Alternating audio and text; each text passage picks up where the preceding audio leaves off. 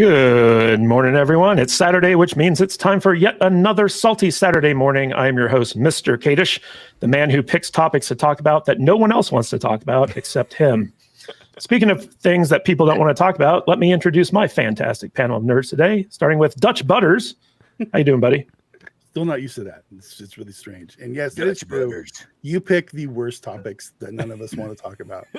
This is you cannot speak a more truer sentence than that one. Good morning. I've been giving him crap all morning about it.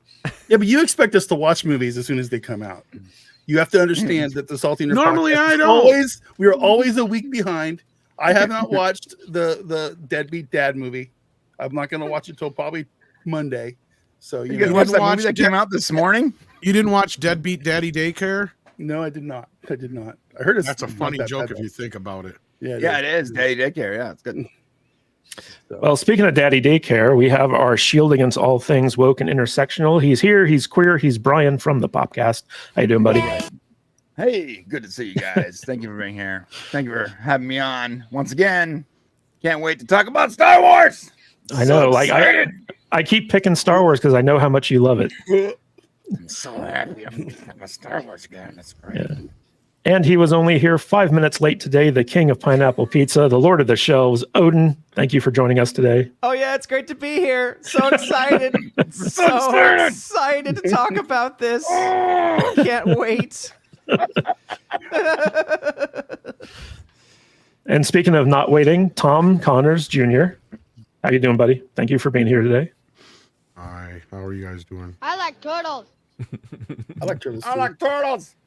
Doing good. Excited to talk about Star Wars and Paramount and mergers and acquisitions and all types of data points. It's going to be great. Speaking of data points, we have Blaine, the creator and owner of the Criticless app, the best movie review aggregator on the internet. How you doing today, Blaine? Oh, high praise, man. Thanks a bunch. So I'm getting the most insane delay of my life. I'm currently hearing what you said multiple seconds ago back at me. So it's kind of wild. So what I am going to do is I'm going to hop out and I'm going to come back in because I'm going to like have a tism attack if I keep hearing myself talk to myself. Keep hearing yourself talking about likely story. Yeah, likely story. He's just looking to get out of here. He's like, I didn't know we were talking about Star Wars. No, what the hell? No. He was like, oh, wait, that just reminds me, you talking so high praise about Criticless and how you never use it. Hey. Yeah, earlier, Right. Matt asked Blaine what the URL for his website was. Like, bro. He was like, No, Blaine, what's the He's URL literally for got a your hat website? and a shirt on with it. I was putting in criticless.com in the chat to tell people about it, but I wasn't sure if it was criticlessapp.com or criticless.app. Yeah, because you never use it. You wouldn't know you never use it. That's true. That's true. Yeah. Odin knows. I do, because I'm actually on there. Yeah, Odin, tell us a little bit about Criticless while Blaine resets his computer, and because it's such a good app, I really want people to start using it. Thanks, Yeah, guys. it is, especially if you do use it. It's even better. You know, it's a very. But one of the best ways to explain it is that it's a really great alternative to sites like Rotten Tomatoes, where it is meant to be a place where fans of movies can come together and give their ratings, have conversations. And you can also, what I love probably most about it is you can get the general sentiment of the audience for a given movie. And the reason why that's so important is because typically we're used to, anytime alternatives pop up, usually it's dominated by a specific subgenre or I guess subgroup, you could say.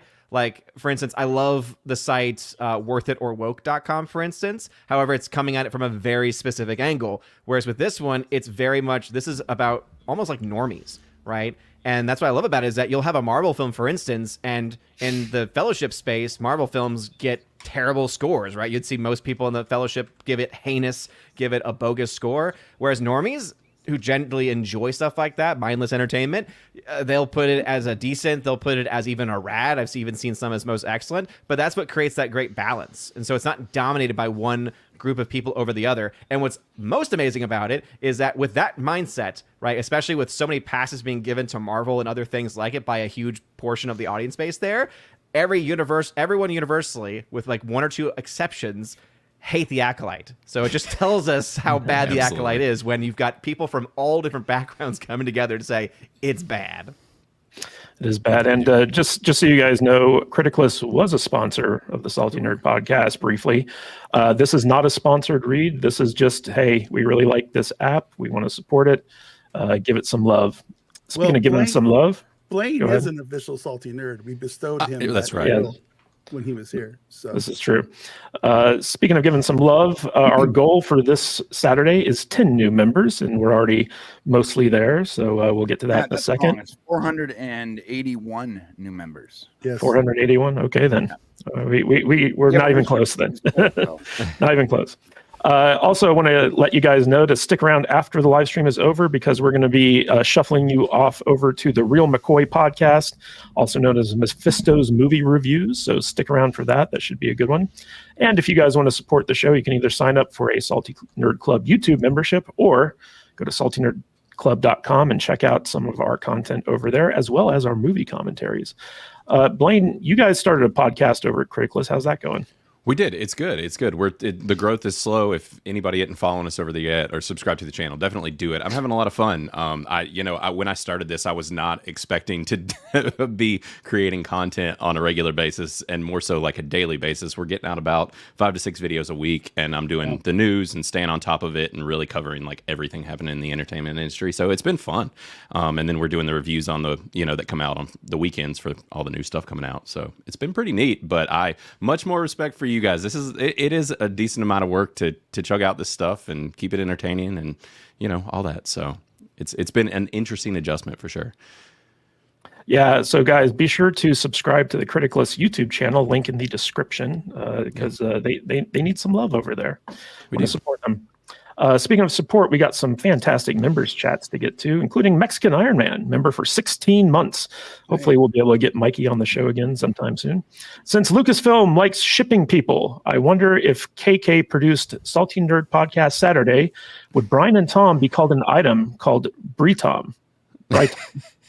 Yeah, I like that. That's cute. I don't know. Yeah, Tom, something we both like turtle. I like Tom Bryn. Tom Bryn? Weird. Tommen. Weird. Yeah. a little bit weird. turtles. Brian's Hey, not my type. Yeah, I was gonna say. Yeah. That was not You my just type. more either. He's got Twinkie a stuff. penis. Blaine is more my type than Tom, to be honest. Oh, There you go. That's out here problem giving out free number mustache one. rides. You know what I'm saying? Yeah. He just needs a bigger beard. No beard. Yeah. Dutch Butters is over here like I'm the bear. It's getting weird. Yeah. The hell is wrong with you guys? I ask that every single week. All right. It's a constant thing. Eric Winberg gifted 1 Salty Nerd podcast membership. Thank you so much, Eric. You are fantastic.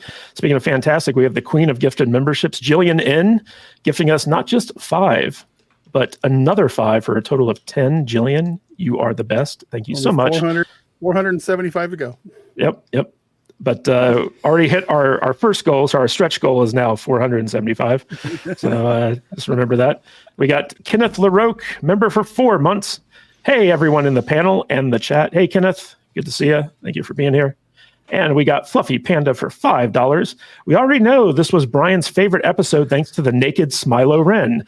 Not sure what's worse, the boys, Acolyte, or Brian at a parade during June. I somehow knew this was going to be about me. When I saw Fluffy Panda. Hey, we still have the American Dads poster, right? The Men of America poster. Oh, that's right. Yeah. The calendar. Gosh. Brian loves that parade during June. Fantastic. I used that for a Star Trek thumbnail once. I got a lot of views. And Mexican Iron Man for $4.99. In my show of protest, I refuse to call Matt anything but Matt Vader. P.S. My kid loved Despicables 4, especially the parts they made fun of Marvel and Disney at. Mexican Iron Man just dead named Dutch Butters. Look, man, Oof. Mikey can call me anything he wants. I'm not worried about being dead named. It is It's July. So Yeah. just like the corporations are like, out the window with the pride stuff, might as well be that here. I was Matt Vader for a very long time. It's okay if people still want to call me that. I'm rebranding, man. It's okay. It's like Matt Vader was Twitter and you're now X. So That's right. it's like, That's right. That's nobody exactly knows what to call you. That's right. Anyway, guys, I want to give a big shout out to Scotty Dubb, our top contributor and our top super chatter, along with William Forbes. We also have Mexican Iron Man as our most consistent donator, and all of our wonderful gifters, Jillian N, WG, Sam Schwager, Major Chai Chai, and Eric Winberg. You guys are one of the reasons why we keep live streaming, because we love you guys and we appreciate all the support and all that good stuff. But guys, speaking of support, I'm going to have to apologize to Dutch Butters because he can go take a poop or take a break, sauna, a nap, because I'm about to go down a rabbit hole that he's not going to be interested in. But I'm very glad that Odin, Tom, and Blaine are on here because I want to pick their brains about something. And this is basically kind of couched into the Acolytes being called the second most successful Star Wars series on Disney Plus. Now, I'm going to beg you guys for a little bit of patience here because I'm going to get kind of nerdy. I'm going to get kind of in the weeds, but I'm hoping that that the more business-minded guys on the panel will back me up on this. So there was this Screen Rant article that came out talking about how exclusive data suggests the Acolyte is a Star Wars success story despite the backlash. Oh boy. And this is a article by Screen Rant, which basically cites a third-party data source from a company called Reel Good, R-E-E-L, Good. And it shows kind of like this breakdown of how the Acolyte compares to the best performing Star Wars show, which is Obi-Wan Kenobi.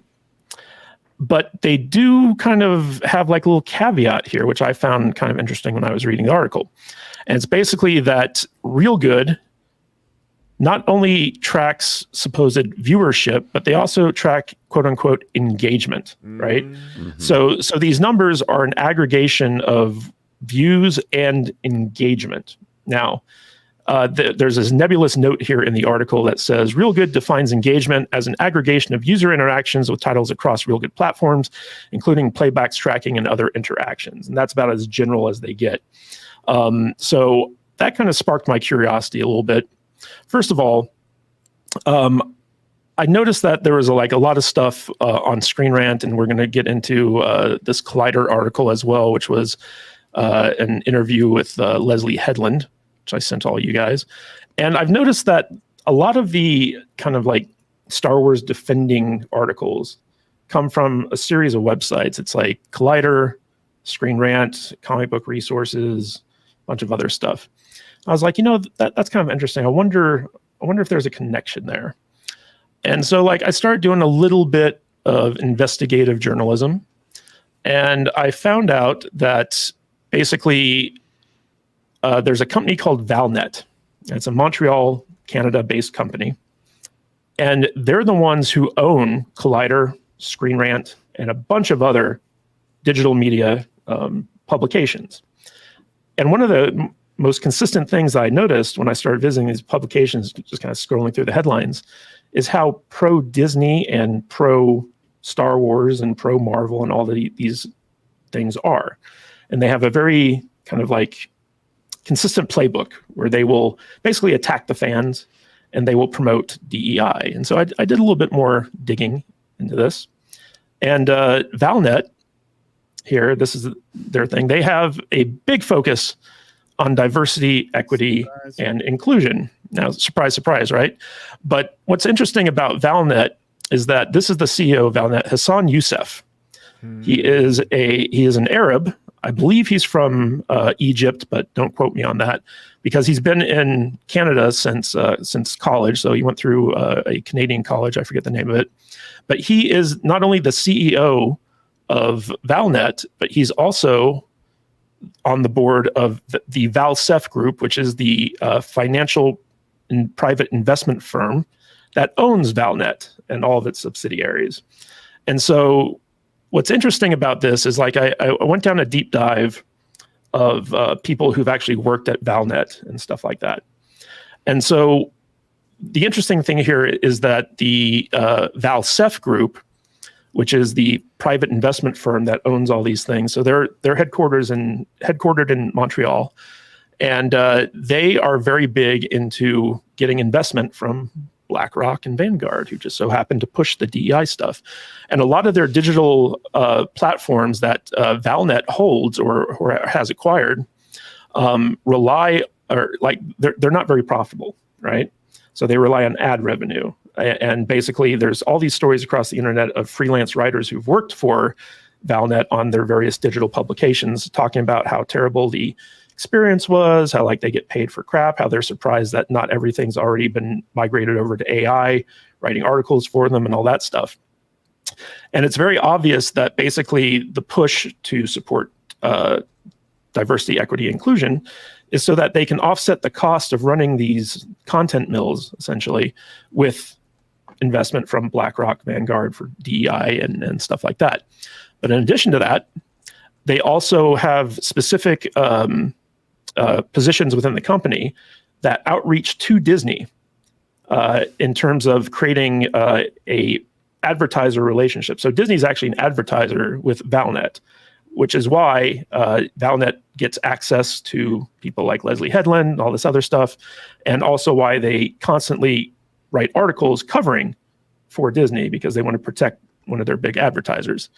And one of the interesting things about this article really comes down to how it basically gaslit us about how well the Acolyte is doing. I'll just show this up again real quick in terms of these numbers, because basically this doesn't come from Disney Plus, right? Like these numbers are not entirely accurate.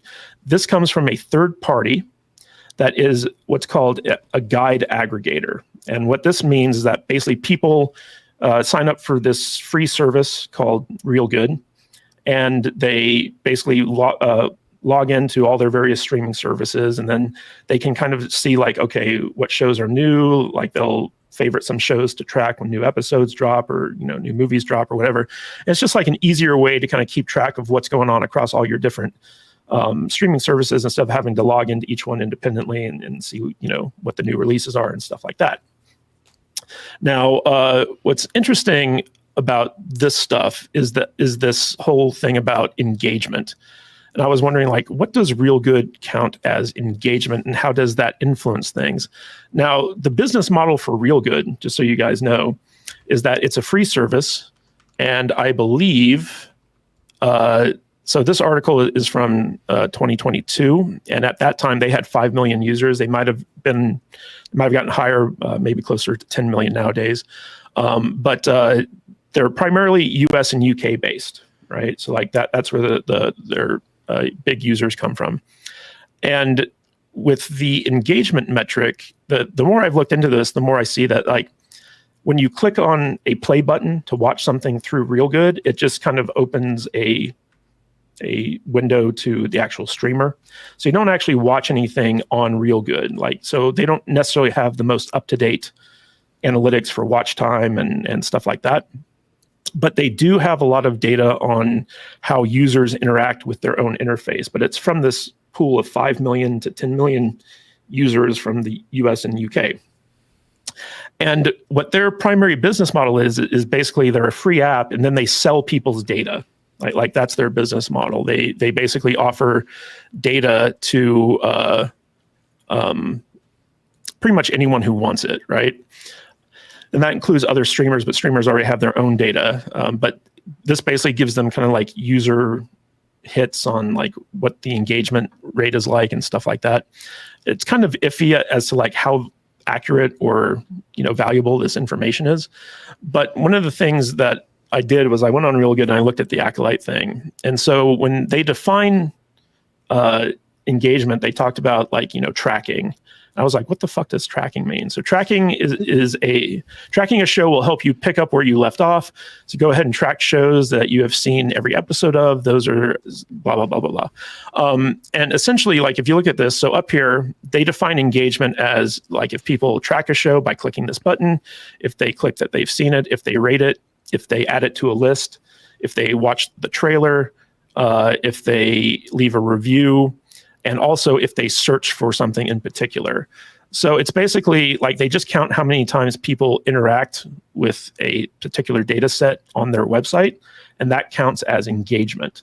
So you can be tracking a show but never watch a single episode of it, but that would be aggregated into what Screen Rant counted as this 6.1 score.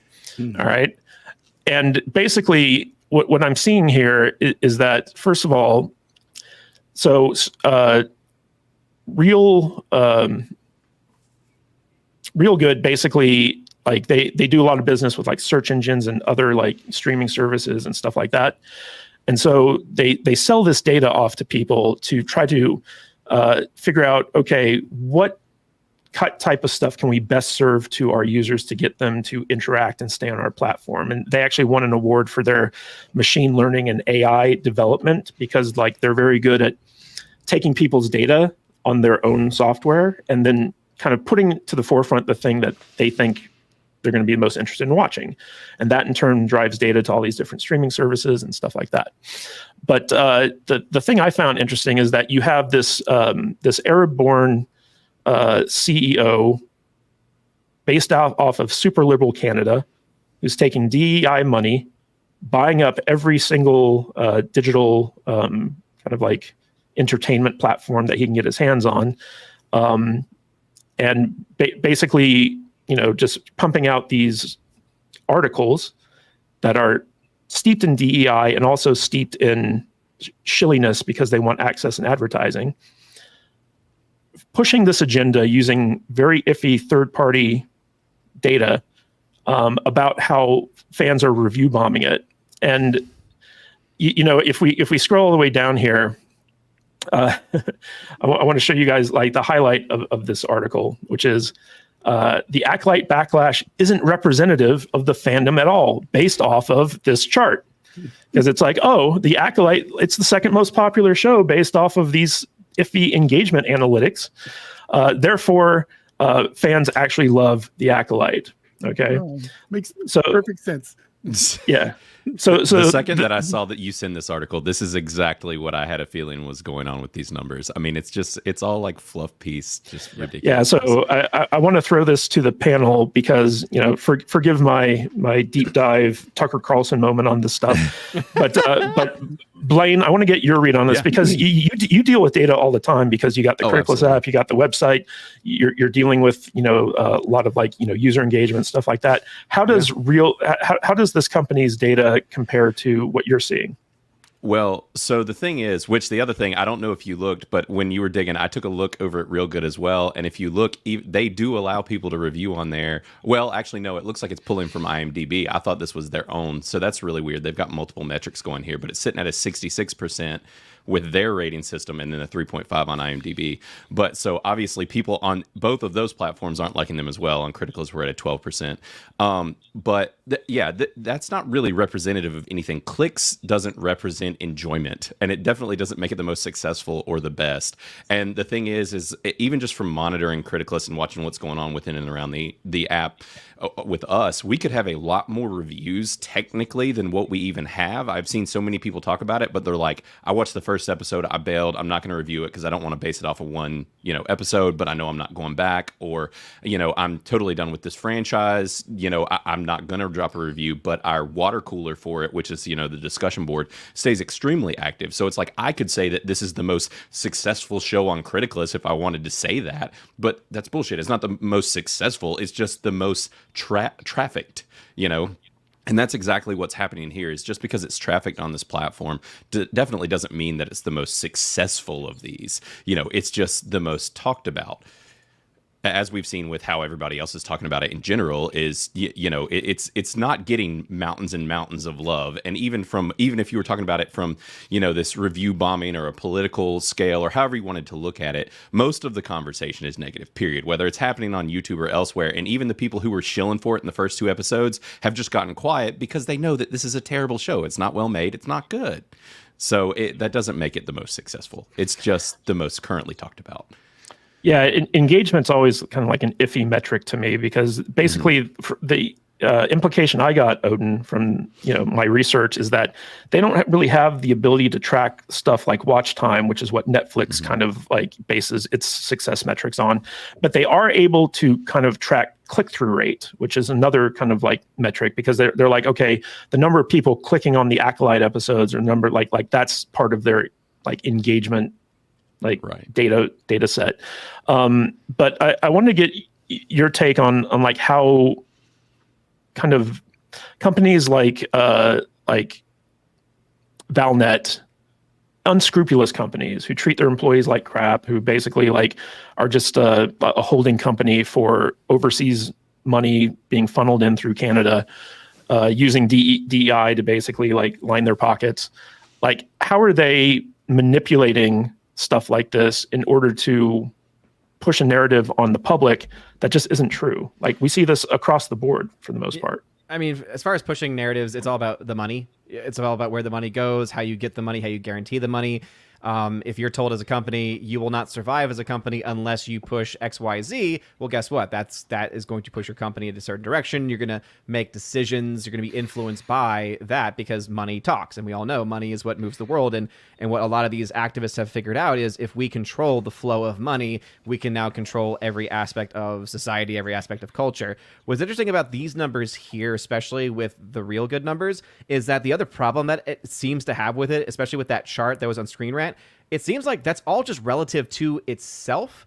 So it's like compared to the other things that have been tracked on this specific site, this is where 5 million users. Exactly. It's like, so it's all relative to itself, which makes it essentially unusable. It makes it not realistic, because we're talking about a very specific audience that does not necessarily, I mean, the number of people doesn't matter, because if we don't know what the makeup of those people are, then we don't have actual real legitimate data. It's kind of like with polling, right? And not to get too political here, but if you were to go to, for instance, a deep blue city and say, well, I just surveyed 2,000 people and they've all said that 90% of them are going to be voting for the X candidate. Okay, that data is not going to then represent the makeup of the entire country, which is not of that certain demographic. And so that's one of the first problems there, right? But then also it's self-referential, because it's just relating it to itself. And so Acolyte, comparative to the other shows on Real Good, is in X position. But as you just mentioned, because they're using as a metric specifically any type of engagement, right, of someone who's tracking a show, if someone is following, putting it on their list, saying that they watch the show, right? I use an app called TV Time to help track things like that. And what I've noticed about that site too is that the user base on there is not representative of most people. Because if you look to the Acolyte, for instance, it gets very high ratings. If you leave a comment about it, I remember there was a show, Welcome to Wrexham, which is a great show. There was one episode, though, where it dealt with a character in the show who basically abandoned his family to go live a gay lifestyle. And the only comment I made was, this episode is terrible because it shows someone who is just being selfish. And the comment I got from, like, the only comment I got, and I got a lot of dislikes on it too, was saying, like, get your homophobia out of here, basically. And so it's like, okay, there's clearly a type of fan base there. Get out of here. And that seems exactly what's going on with this too. Story? The show about Brian. Exactly. It was probably Brian. It was probably Brahmin. Yeah. But it also reminds me of, like, the whole time you're talking about it, I'm like, this is why I hate CinemaScore. Because the bigger problem with CinemaScore is that they don't tell you ever what markets those numbers are coming from. They don't tell you, oh, this is coming from the LA market. This is coming from the New York market. This is coming from, they give you no data at all. They just say, oh, trust us. It's an A+. And they have it. They have that data. Yeah, absolutely. But I was also, people really misunderstand what CinemaScore is. Yeah. Mm-hmm. Like they have a fundamental misunderstanding of what that score is actually about, which is basically how effective the marketing of a movie is, as opposed to like how good a movie is. Yeah, but then you also don't know, like, how many of those people who are filling out that survey themselves don't know that that's what it is, you know? Because they're just told to fill something out. They might be given instruction, but they also could just be like, oh, I'm going to rate it this, I'm going to rate it that. Yeah, but go ahead, Matt. I was just say that chart on Screen Rant. It's if you look at it, it's not quite, but it's almost the reverse of what it says is good is actually the worst. Right. Yeah. It's backwards. Yeah. You know what I mean? It's like it's got The Mandalorian, which is clearly the best of any of those ones that they've put out the first couple seasons. It's got one of the lowest scores, and the worst show's got one of the highest. Yeah. And it's kind of reversed and through also, all of the things. It's very strange. When did Real Good launch?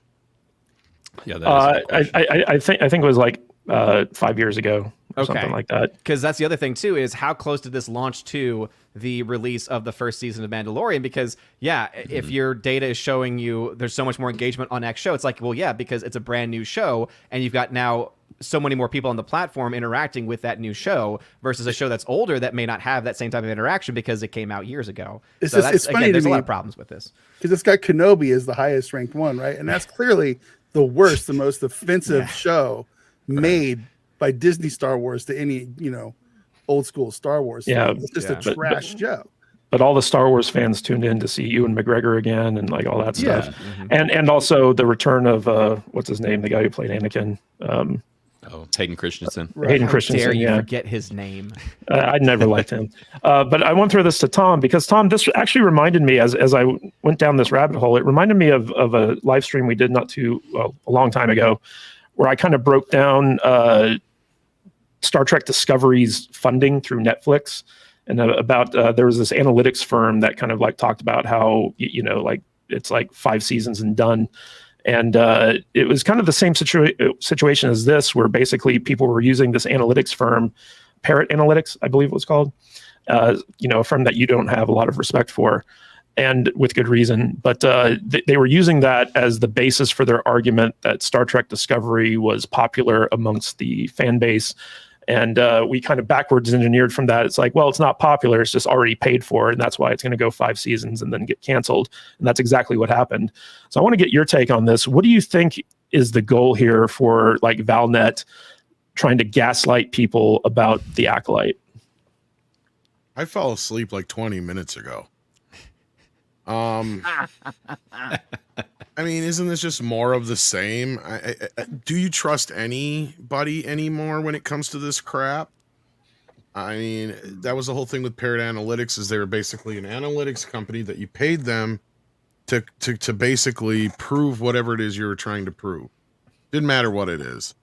I mean, I'm assuming it's probably the same thing here. Well, Parrot Analytics, basically what they did is they monitored social media, and they used engagement on social media to try to determine the popularity of something. But like I think Blaine mentioned it, all engagement's not positive, right? Like there's negative engagement. There's people, who have legitimate complaints about certain things, but just the fact they're talking about it, it's like, oh, no publicity is good, bad publicity. Or so like Only sometimes. So like we're going to count it all as a positive score type thing. Yeah, exactly. Yeah, well, it was an engagement thing. Yeah, right. Well, and at the end of the day, like the only real answer to this is if Disney was to release these numbers. And I can tell you that if it was that phenomenal, Disney would be releasing these numbers, but they are not, which means that it is not. Well, I want to throw this to Brian, because Brian, in the Screen Rant article where it says the Acolyte backlash isn't representative of the fandom at all, basically they use this chart to say that the scale of the backlash has seemed out of all proportion to the actual quality of this show. Now, Real Goods data suggests that the YouTubers and review bombers really don't represent the fandom as much as they claim. That's good news for the Acolyte, and frankly, for all the fandom as well. What's your take on that?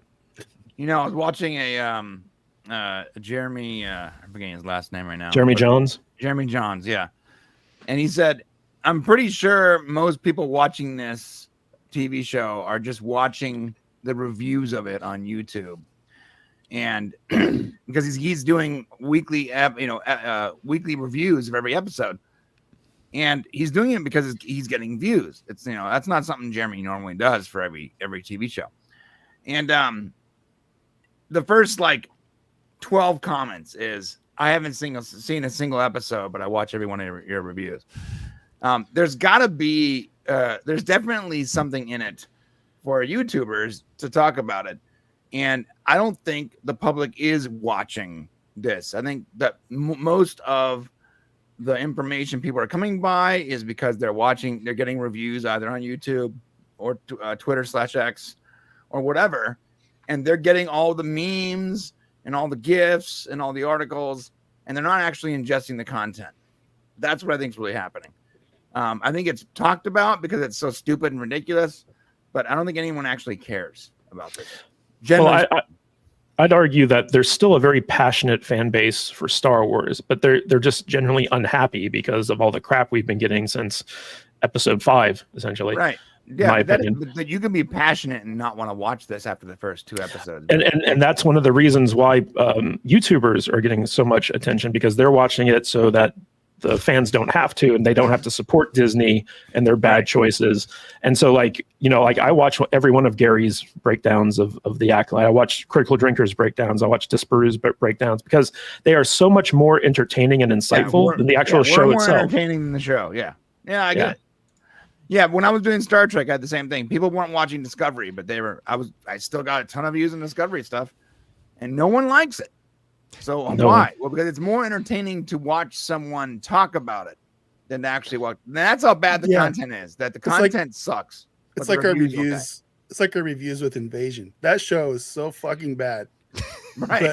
But we have a great time talking about it because it's so terrible. You know, right. It's just, it is what it is, man. So yeah, that's like, we watch things so you don't have to, for sure. Yeah. Except now I have to watch it with commercials because I'm not paying full price.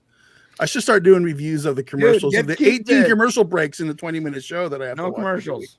No commercials will keep vids, bro. Yeah.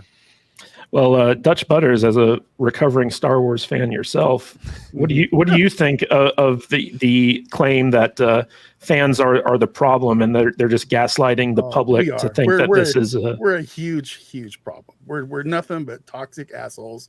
We never like anything.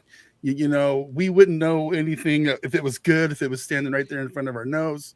You know, we don't know what we're talking about, man. We don't. It's like we've never watched an episode of Star Wars or science fiction or fantasy in our lives. We're just talking out our ass. Yeah, because and we like pineapple pizza. And we like pineapple pizza. Yeah, that's right. You know, how dare we have an opinion? How dare you? Right? How dare us have an opinion Bigots. on things that we've been passionate about our entire lives? How dare we have an opinion on something we've been watching for 45 fucking years? You know, screw Leslye Headland, man. Bitch. Well, you know, it's funny, Dutch, is I was having a conversation with someone the other day about the new Star Wars, like, which is basically post Disney, and he made the argument. He's like, look, this stuff isn't made for us. You know, like the old guys from the 80s and 90s. It's like, you know, like they've moved on. And I wanted to tell him, I was like, you know, that's the weakest argument I've ever heard, because if it's not made for Star Wars fans, no matter what age, who's it made for?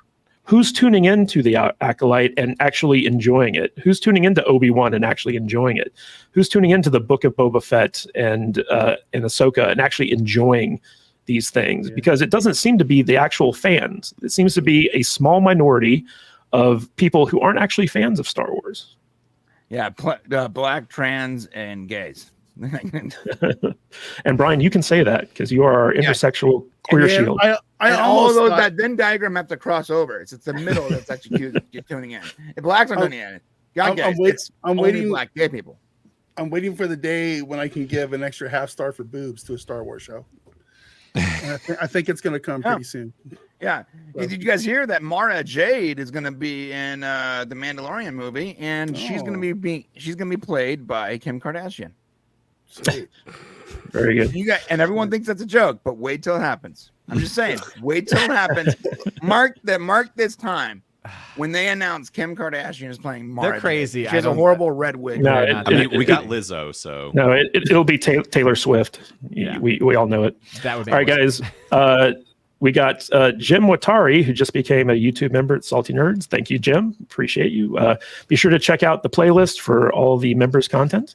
And Keely Chow, member for 11-month, comments, Star Wars is deader than the Oakland A's. Also, Disney Star Wars is not real Star Wars, the same way Mexican Iron Man is not a YouTuber.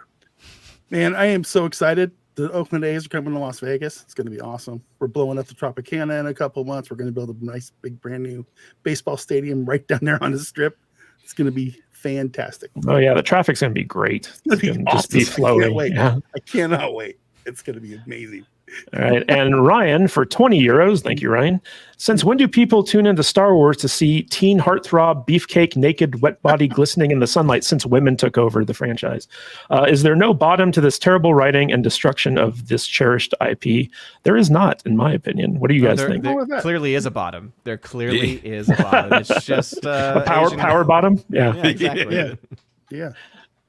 All right, guys. So I want to get your opinion on episode 6 of The Acolyte now. Our little review of this week's episode. We're not done talking about this.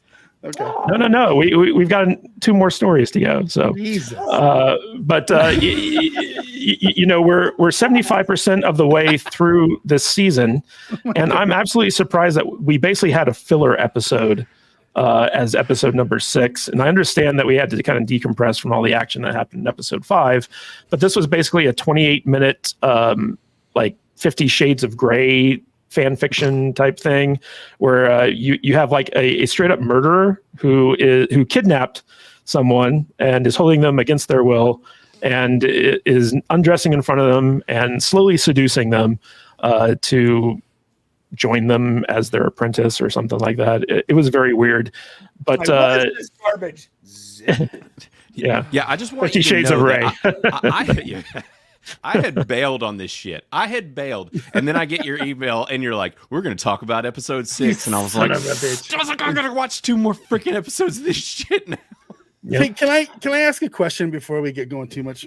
Why would Darth Teeth Face park his ship on an island outside the water where you can't get to it without swimming for 2 miles? I don't understand. He didn't want to make it easy for Osha to escape, essentially.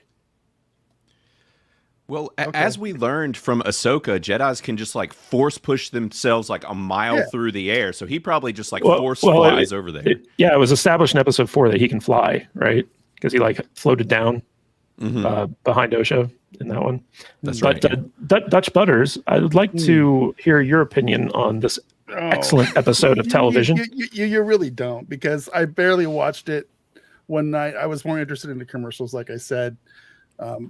I am watching this thing in full protest mode, which means I'm not absorbing it really as I'm watching it because I'm not paying attention.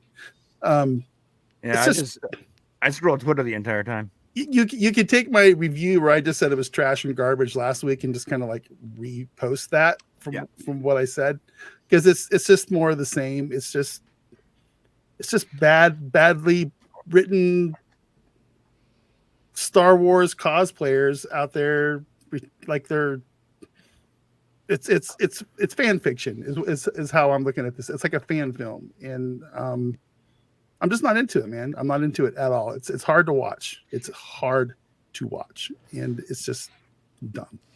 And that's all I can really say. So, was there anything you liked about the episode? No, not really. Not really. Nothing at all. Not the beefcake.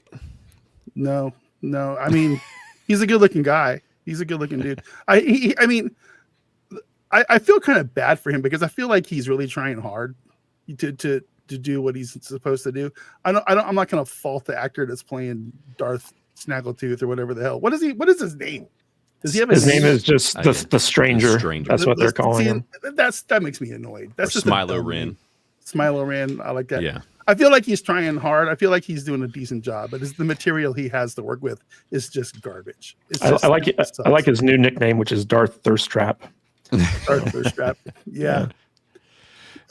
I'm really curious to see what his backstory is, because I feel like I don't know, man. I think he's doing okay, but it's just his material he has to work with is bad. I mean, but once again, the most interesting character of the show is the bad guy, right? Isn't that pretty normal for any Star Wars show? I mean, that's the way I've always kind of felt it was. So, or really any show out there for in the movies that I like. The bad guys are always the coolest ones, the most interesting and the most fun. So I don't know, whatever. I certainly have no interest in Osha and whatever her sister's name is. I think her acting is getting progressively worse as the show goes on. Yeah. I mean, every episode that goes by, I'm just like, oh, this is actually worse than the last one. And in the beginning, her acting as the good one, was okay, and it's just even that is like getting worse. And I'm just like, I hate both versions. All of this is bad. Well, speaking of bad, Brian, what was your take on episode 6 of The Acolyte? Can we just replay my thing from last week? It'll be easier. I mean, I had no interest. I don't understand the whole like they really lingered on the sexy part a lot. It was very odd. The acting is really bad. I just don't understand why anyone likes this. And I'm doing the same thing that Dutch Butters is doing. Sorry for dead naming you, Dutch. It's okay, buddy. But like basically I'm watching it, and it's usually like last night, right before we do the show, and I'm like scrolling Twitter the entire time. And when it's over, I do this thing where I'm like, oh shit, it's over. Okay, cool. And I'm barely watching because I just have no interest in it. And this goes back to like what I used to when I usually review something, I'm sitting there taking notes. I've rewinded a few times. I'm on my little phablet, like writing things down, and I don't do that with this because I just don't care about anything, like anything at all. It is painfully boring. It's like become a nihilist. Yeah. It's like, I am. Yeah, it's nihilism for sure. It's like, I don't care. Like, you don't even make me mad anymore. It's just, I just don't care about any of it. All right, Blaine, what was your take on this episode?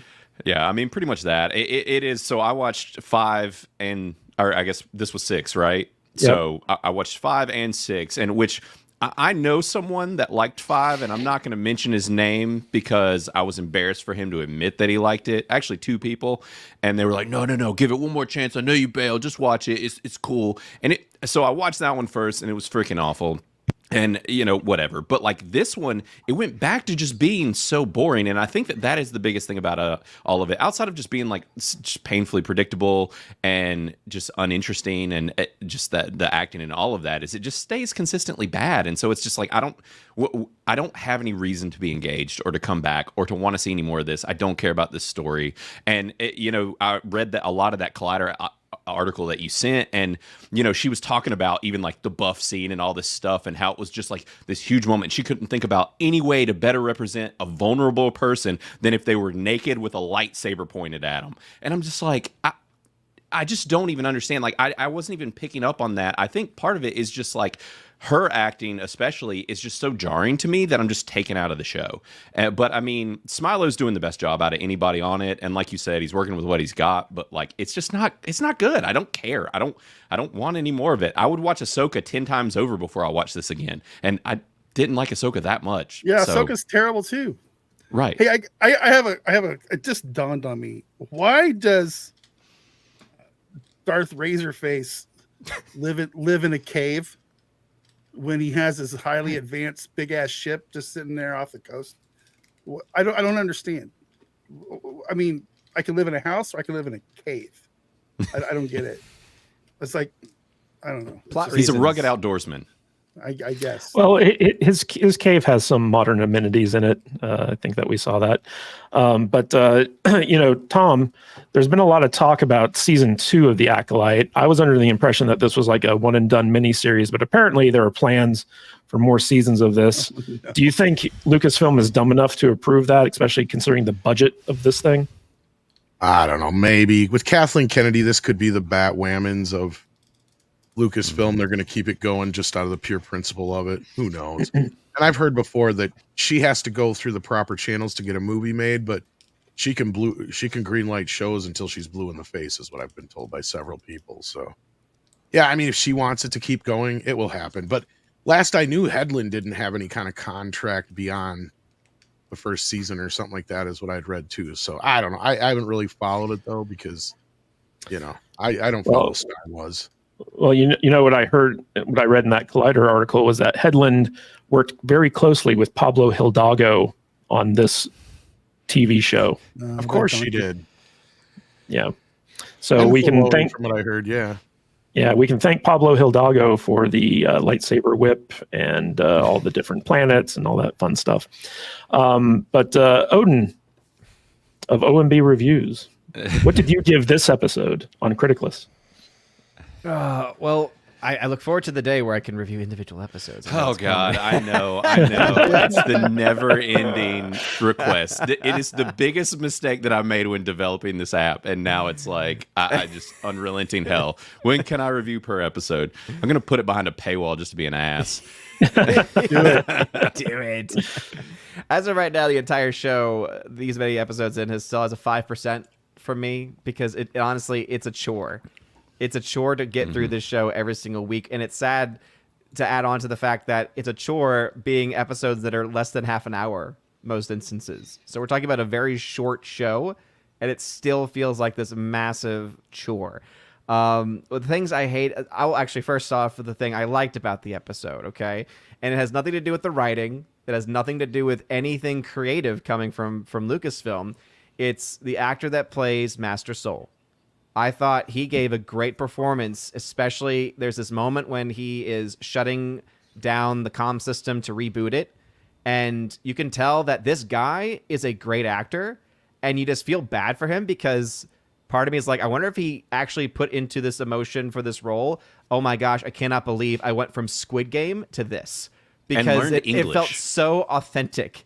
It really felt so authentic because you're looking at his face and it's like literally like the muscles on his face, like random eye muscles twitching, like out of this emotional sadness that he's showing. So I will give him at least some credit because he's trying with what he's got, which is not much. He is trying, and so I will say kudos to him for still, being a good actor. Unfortunately, his character sucks, and there's nothing that really he can do about it at this point.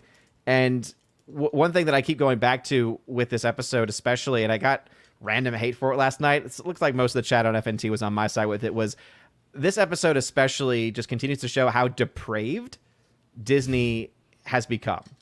Right, the depravity of Disney, the depravity that they have, right? We already know that they've already gotten that label, especially amongst many families, because of the crap that they've put into their kids' content. And now I look at this show, and even though it is technically TV 14, which is essentially like a PG-13 equivalent, it's still being, it seems like it's still very much being geared towards younger audiences. I mean, you don't have characters like the random beaver dude, right? Or sorry, the non-binary beaver dude, and the little Pip character, unless you're trying to have that be for younger audiences, right? Like a family watching a show together. I would feel so uncomfortable with my kids watching this show. Because even before then, right, the whole lesbian space witch thing was already uncomfortable because I think I mentioned it when we reviewed that episode, how there was literal moaning going on during their little seance thing. And I was like, what the hell is that? What the hell is even that? Right, from that meme. Like, literally, that's what it felt like. What the hell is even that? What the hell is even that? And then you get to this one, and the only good thing that's come out of the whole naked Smilo Ren, I'm sharing it right now, the only good thing that's come out of it is the memes.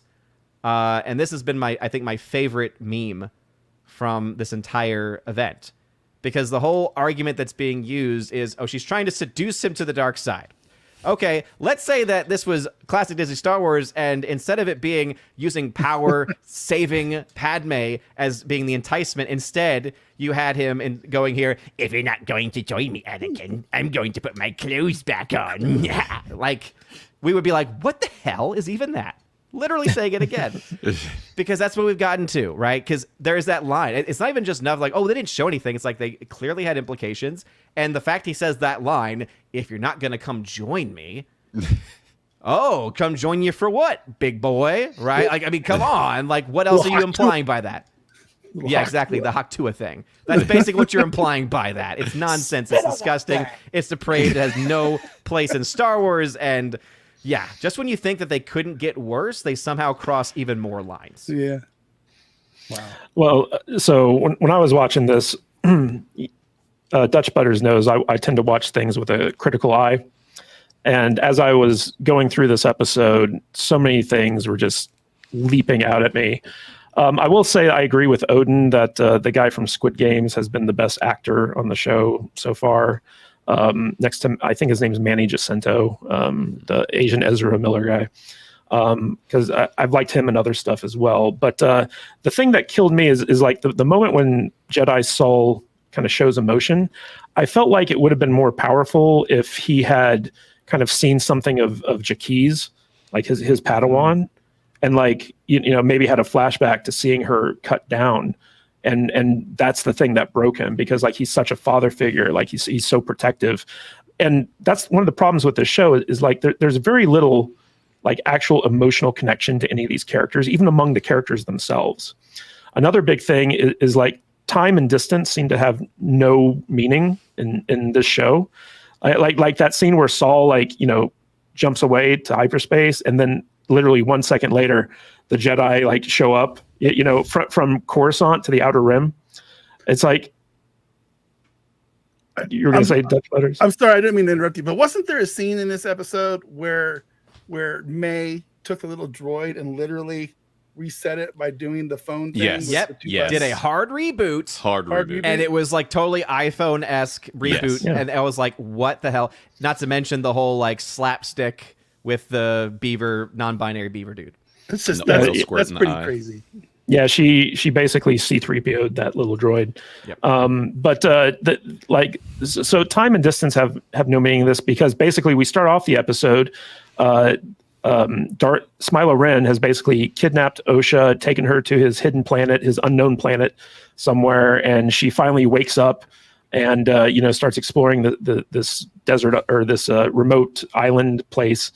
But at the same time, like Saul is just getting into his ship and taking off, which we saw them get into the ship at the end of the last episode. Right. So it's like, you mean to tell me that this guy had time to travel to like a planet God knows where, and Saul's still on the planet right after the massacre, and then his ship just so happens to have communication problems. Yeah. It's a waste of the makeup team too, because they had an opportunity to have the bodies left over, because they had that close up of Jaquise or whatever the things, like the Padawan who died. X-23. Jackie. Yeah, Jackie. Mm-hmm. So they have a close up of her face, and it's like, oh, totally preserved. So no time has gone by since you've gone from Coruscant to the Outer Rim. Okay, sure. They know how to insta travel in Star Wars. yeah. 100 years Yeah. earlier. But makeup team could have had a lot of fun with that, making it like, Yeah. But they also pointed out that the Green Lady, Jedi nepotism, she gets space sick, which is why she doesn't like to travel. Remember, and then we also have what they call him, Soy-Wan Kenobi, the Jedi Knight guy who's very obviously like a gay twink type power bottom down there. Talk about unmasculine Jedi is the only Oh my white guy God, we get. There's bodies over here. What are we gonna do? Yeah, and like this idea that they do get part of Saul's message that his entire team has been killed, and nobody at Jedi Council is freaking out about this. It's like literally like they sent like 20 Jedi with him, and they're like, wait a minute, they're all dead? What the hell happened? And then when they get there and they see that like it's lightsaber wounds that killed them, and it wasn't like some type of weird tropical storm or animal attack or like whatever the case may be, they're just like totally cool with it. They're just like, oh, we should get back and report this type thing. Like the whole thing doesn't make any freaking sense.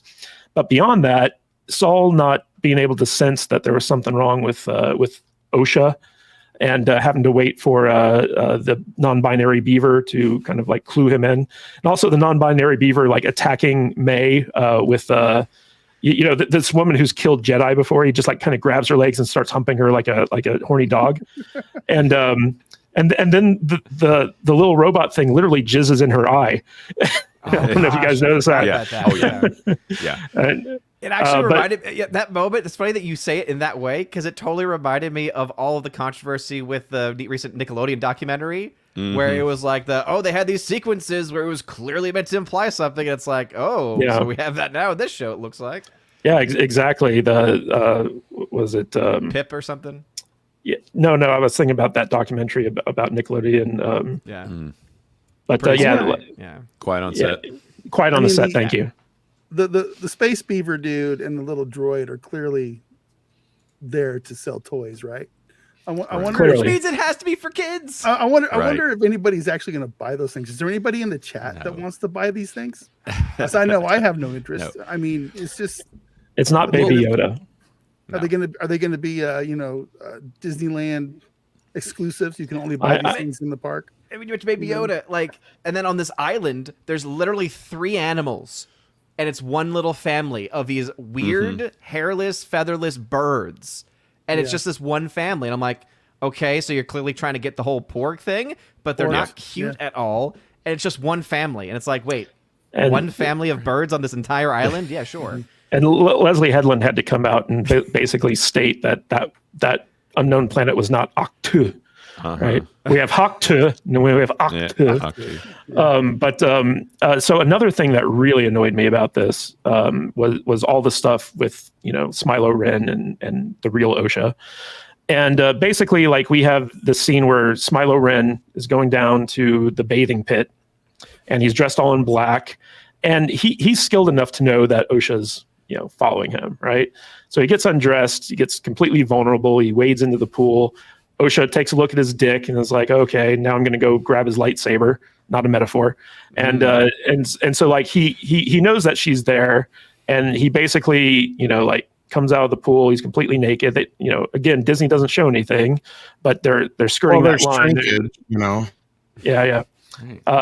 So like, and we see like the scars on his back, and I hate like this whole thing. It's like, oh, it was from the lightsaber whip. And it's like, no, that thing would have cut right through him. But when he gets dressed, if you notice, so like OSHA's all dressed in gray, which was May's, outfit. And when he gets dressed after getting out of the water, he's all in white and brown. So he goes from being bad to being good. And then the worst part of this episode was when OSHA has like the lightsaber up against his neck, and he's like, yeah, go ahead and kill me.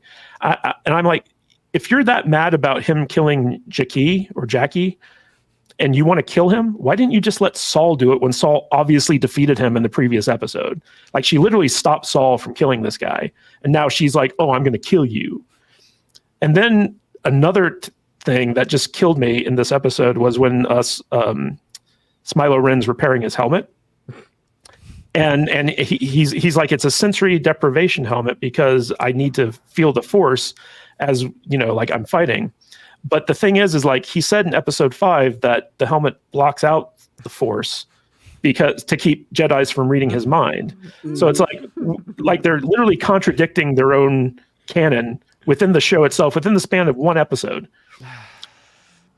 Well, because it contains the midichlorians, inside of the helmet. So technically you still have force there, right? But it's just like the other midichlorians. If I'm sending my midichlorians to find your midichlorians, that's what it's blocking, okay? But the part that killed me the most was all the Disney shills flipping out about she sounded like Darth Vader breathing through that helmet at the end. That was so annoying. This show is so deep, everybody. Darth Vader. You remember? I remember. And the best memes are like the stuff from Spaceballs with Darth Helmet, where he's like, I can't breathe in this thing. But like I'm flabbergasted that how badly written the show is, and the amount of defense that people keep trying to mount for it on its behalf. It's because of identity, dude. Like, that's completely why, because people have now put onto the show, because of Leslye Headland, by the way, and the marketing behind it, that this is a LGBTQ plus show. And so they have to defend it, because if they don't defend it, then they're going after the first, quote, gay Star Wars. And so they can't have that. So literally people are defending it as if it is their own identity, because this is the part of that sick cult that they're all a part of. Yeah, it's really disappointing. Yeah. But speaking of being disappointing, I want to talk a little bit about Leslye Headland and her addressing the review bombing of this show. You're going to kill Brian, man. You're going to kill him. Make it stop. Make it over an hour. Can we talk about Star Trek or something, man? Come on. Oh, my God. All right, guys. So Leslye Headland did this massive interview with Collider. And I want you guys to remember that Valnet owns both Collider and Screen Rant, these two articles that we're talking about. By the way, link in the description for these if you want to read these yourselves. But this is a very big article, and it goes pretty hard on basically, blowing wind up of Leslye Headland's butt. But it's very obvious that this interviewer So she is a hardcore Reylo. All right. She's one of those people who shipped Rey and Kylo Ren hardcore. She's all about like the weird shipping fan fiction. A lot of this article is about the shipping that happened between Osha and Smilo Ren in this episode. And but at a certain point here, they talk about how she asked, are there conversations behind the scenes where people acknowledge that this is a movement to review bomb on Rotten Tomatoes, and that isn't actually indicative of what fans are actually thinking? And so it's kind of reflecting what the point of the previous article was on Screen Rant. And Headland says, oh, yes, everybody knows what review bombing is like. Truly, when the show first came out, my publicist was like, okay, with the review. And I was like, does anybody take that seriously anymore? Perhaps the average, I understand the point of it, which is that the average viewer would look at that site and say, oh, the user review is really low. But I think that if you're in the Star Wars fandom, I think you already know what review bombing is. So I guess if you're totally new to the fandom and you're considering watching the show, it could affect you. But I also think that my work in the past has been very word of mouth anyway. So I don't know if I think that because behind the scenes, we all know what it is, it's not that concerning, but I think it's pretty expected, I would say.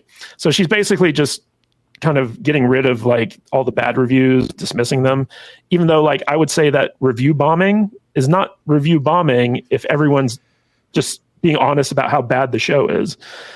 But to go forward with the bias in this article, I want to point this out to all the viewers there, which is the interviewer says, but you really lucked out with the fan base because you have the Reylos who gravitated toward this immediately as soon as the vibes were there, that those are the ones that are creating the fan fiction and they're creating the fan art and they're very creative. And then you have the High Republic fans who will meme their way out of a tragic situation, which just brings so much joy.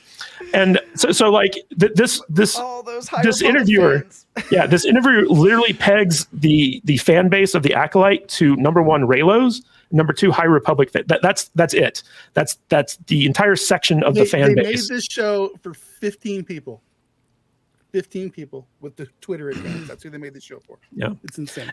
And I want to point this out because during this interview, they actually make a lot of comparisons between The Last Jedi and the Acolyte, mostly from like the Reylo stuff, like having like the villain become like the romantic interest for the leading female character. And with The Last Jedi, one of Rian Johnson's big things was like he was making that movie for himself. Like he didn't care about the fans. He's like, this is the Star Wars I want because it speaks to me. And that's like the number one warning sign of like a bad writer, which is somebody who doesn't take the audience into account. Right? Like they're just like, I write what I know, I write my truth, I write what I want, and everyone else has to accept it. And in this article, Leslye Headland literally says, I honestly think that it's more boring than it is, which is, as somebody who has spent a lot of her experience not seeing my world reflected in the mainstream media, aka the lesbian witch world, I think I'm adhering to the old adage of write what you know. And I know Star Wars, and I know my experience, and I know what my community looks like. And so I'm just writing what's personal to me, which is that I think all good Star Wars is personal stories put into this beautiful world. So I think anything more than that is giving me too much credit. I really didn't think much about it. And this just goes to show like her mentality where it's all about her. Like this story is all about her and her relationship with her sister and like her view of how Star Wars and her community isn't represented in it and all this other bullcrap. And it just gets really, really frustrating to me. No, I want to watch the show even less. I know, right? But the idea, it's like Kamala Harris becoming president. The idea that she could get another series out of this thing, it boggles my mind. She definitely has the Kamala Harris word salad thing down. Also, I love how she mentions the High Republic because I looked up a quick article on how are those books actually doing? So the first High Republic novel that got released sold about 119,000 copies. By the time the second book came around later that year, it dropped to 59,000 copies. The next book, 35,000 copies. And then the most recent one, 13,000. This thing has no fans. There's no fan base. Like even the first one, which you could argue is successful, 100,000 books being sold is not a whole lot. in the grand scheme of things. Think about some of the biggest novels that have ever been written and how large they are. Like, this is, again, talking about, okay, you had some, I guess we could argue, let's just, for the sake of argument, say you had some interest, but by the time you even get to the second novel, you've lost half the audience, and then it keeps getting halved. So there's nobody that cares about High Republic nonsense. It's ridiculous. There are a lot of people that care about Reylos, but they're like a weird fringe minority that are just very vocal. Blaine, over on Criticless, you have your finger on the pulse of what like a lot of people are saying and talking about. So what's your take on the actual audience for the Acolyte? Are they review bombing? Are they, racist, sexist, homophobes? I mean, there's quote unquote, like, I saw someone mention once there was like good review bombing and bad review bombing. It could happen in either direction. But the thing is even like looking at, like, people keep talking about the Rotten Tomatoes score. Like I said, we're even lower than Rotten Tomatoes with our score. Now, granted, we're a much smaller platform, but either way, people by and large are not liking this. And the thing is they are making sure to talk about this review bombing everywhere. Every article, it is constantly talked about being review bombed, right? But if there was this fervent fan base behind this show that loved it so much, they would show up to give positive reviews as well, and they are not. There is a reason why this is getting bombed everywhere, and it's because the majority of people don't like it. Like, you can't tell me that. And the thing is like, even that Rotten Tomatoes audience is typically a certain type of person, like as far as their audience score. And I don't even know anybody that leaves reviews as an audience person on Rotten Tomatoes. So it's a very specific type of audience as it is. And you would think that they would have enough people to back up this show if there were that many people standing for it and wanting to show up and support it. And they can't bring the score up. So, and I mean, with us, it's, it's a lot of bad scores. And most people are just like, I don't even want to see anymore after like episode 3, or just, I'm not even supporting this anymore. I don't want anything to do with it. And that seems to be what I'm seeing kind of across the board everywhere. Well, also, like, a big argument that the defenders are making is that the review bombing is coming mostly from bots, right? Right. And like, have you seen bots on Criticless, like review bombing this thing? No, which we don't have bots. We've got some fail safes in place. I actually don't know that we have any. But with that being the case, like, even if it was with Rotten Tomatoes claims that that's the same case over there too. And they have on multiple accounts purged reviews, like, and nuked a lot of them. And these aren't going away either over there. So they've got to do one of two things. They've got to either claim that there's a bunch of bots on their platform, or they've got to admit that this is true and that the majority of their users do not like it. Well, the thing is, if they got rid of all the actual bots, then all of Disney's positive reviews would disappear. Right, probably. Right. Movie studios do have bot farms that go out there and absolutely, like, attack people on Twitter and leave good reviews on these things to try to bolster that up. A company as big as Rotten Tomatoes, a website as big as Rotten Tomatoes, like, is there a way for them to know, like, who are bots and who aren't? There technically is a way for them to know, as far as if they were weeding it out at the gate. So, like, that's what we do and we require, like, phone number verification and stuff, and you can't have multiple accounts on the same phone number. We get bot attacks in the hundreds of thousands, and they will just hammer us. And it's happened many times, but because we put these roadblocks in place, we aren't getting them. Now, granted, if they I don't know that they have that, and if they haven't had that to start with, then the bots could have been there from a long time. So I mean, there is a way for them to kind of know, but it all depends. And they might not want to get rid of them because also, like you said, a lot of these companies are advertising themselves based on data and selling data. And that's the thing, is if they weed out the bots, then those data numbers go down, those user numbers go down. And so they're hurting themselves.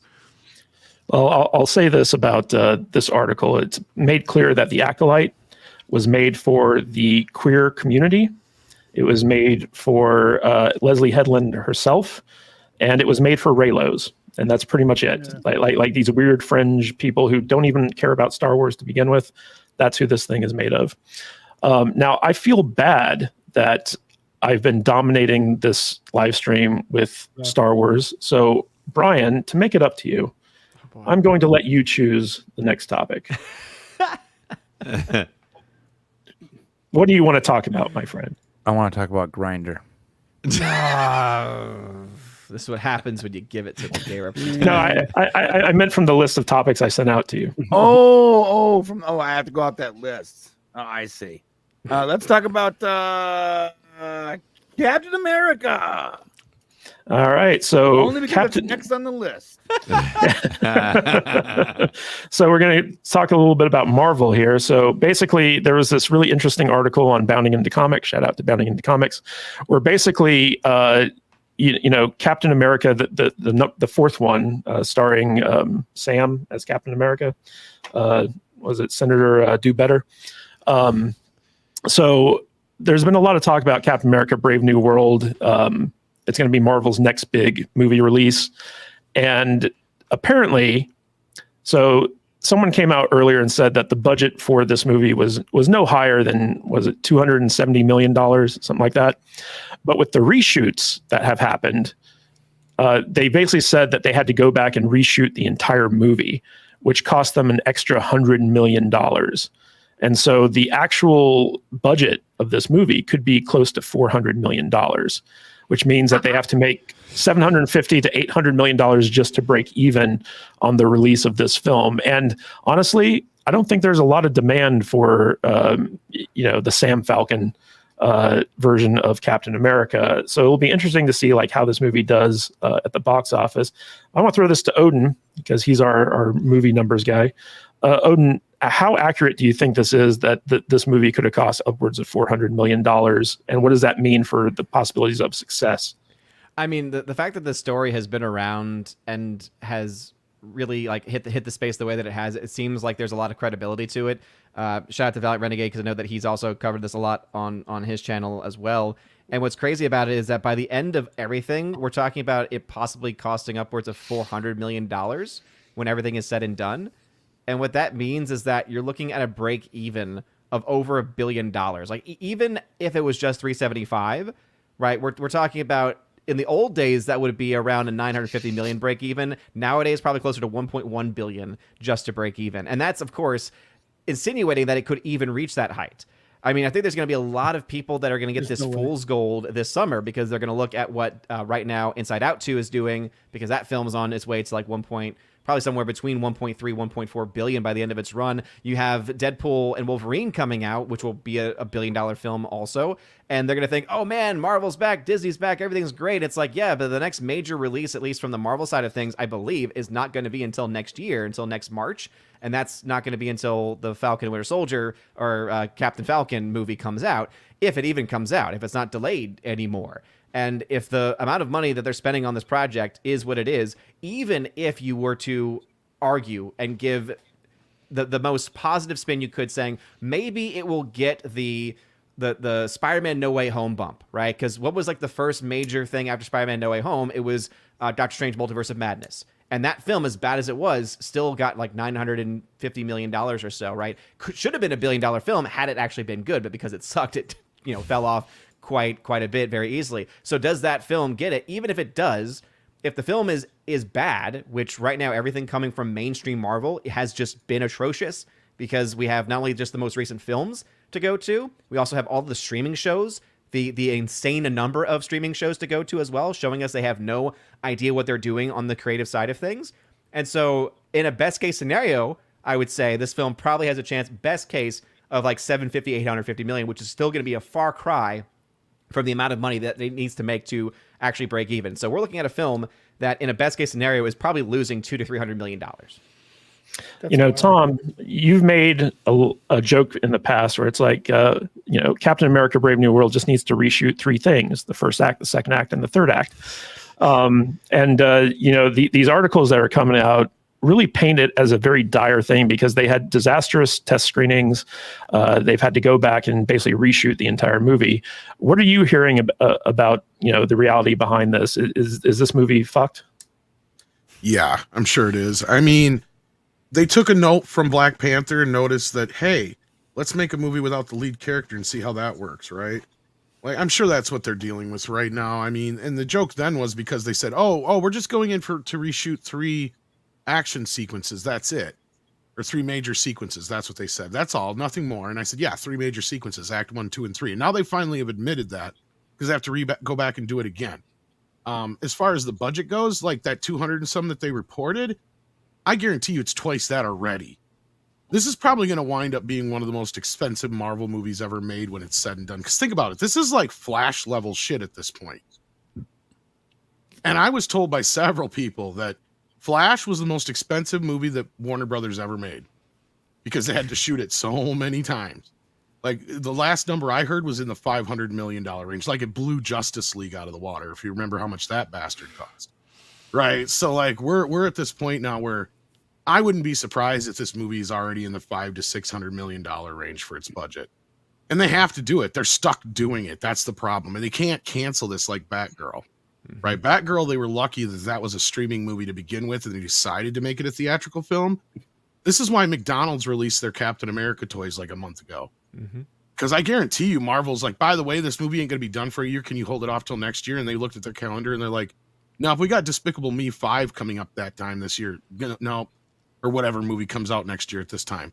So they just told them to piss up a rope at that point, and they just put their toys out, right? Because it's not like the toys are going to expire. It's not like the Wonder Woman deal where they had to put out the Doritos because they're like, these bags are going to expire, right? Like if we don't put them out, we're going to be stuck full of a whole bunch of Doritos without, anything to show for it. In this case, McDonald's is just like, screw you. We're just putting the toys out because this is the date that we had. And they probably already moved the date like 3 times. Right. So that's probably why they were just like, no, we're not doing it again. So here we are now where the toys came out a year before the movie actually hits theaters. Because remember, kids, this is not coming out now until next summer. And by that point, I think they're hoping that people forget about the fiasco that this has been. But I don't think they will. Nobody showed up for that TV show. Nobody's going to show up for this movie. Unfortunately for Marvel, I've heard rumors that they're trying to right the ship and they know they've screwed up. But they've got these other films they've got to get out of the way first, which are mainly Captain 4 and the Thunderbolts film. Because that's why they couldn't cancel The Flash, for instance, at DC. Because I'm sure they would have if they could have. But they have all these deals in place for them. And you spend that much money, too. Like, you spend that much money on the budget. And me and Tom and some people on here will know this, and some of the audience will, too. Remember, that's just the budget. That's not marketing. Like we're still like you have to add on another like what 200 million maybe for the actual marketing. Usually. And if they do, that's why this film is essentially guaranteed financial loss. I mean, there's just no way. Dutch Thunderbolts is basically Marvel's version of Suicide Squad. It's the bad guys that team up. Thunderbolts is the gay parody. I just forgot about it. Yeah. I know what it is. Speaking of which, Dutch, why do you think it's impossible for Marvel to release a Captain America movie over the 4th of July? I don't know. Why wouldn't they be able to? I have no idea. Well, they never have, but you'd think it'd be a no-brainer, right? You would think it would be a no-brainer, but I don't know. Yeah, releasing Captain America on the 4th of July weekend sounds like a good idea. I think there was some Captain America movies on the TV this weekend, but I don't know. Whatever. Well, people tend to watch Independence Day on the 4th of July weekend. And also The Patriot with Mel Gibson. Great movie. So you would think it would be a no-brainer for Marvel to be like, let's schedule our Captain America to come out on July 4th weekend. But no, they never seem to be able to do that, unfortunately. No. Brian, hey. We're in kind of a weird position with comic book movies right now. Marvel's literally putting out one comic book movie this year. DC is currently shooting their Superman movie. There's a lot of talk about how bad that looks just based off the costumes and set leaks and stuff like that. What's your take on the health of Marvel and DC movies right now? Well, I think Tom is right. I think they're attempting to right the ship, but I gotta be honest, like this Captain America thing is not gonna work. You skipped over the obvious, so if you have to replace Captain America, you should do it with the guy who was Captain America's partner in the 40s, who also has the super soldier serum. You don't skip him and jump right to the DEI option. The guy who's already a character, he's already the Falcon. We like Anthony Mackie. He's fine, but he's not Captain America. And so if you have to replace Captain America, don't skip over the obvious choice because of social points, because you want to check check a box somewhere. It's silly. And most people are going to see that. Even normies are going to see a trailer for Captain America and be like, yo, why is Red Falcon carrying that shield?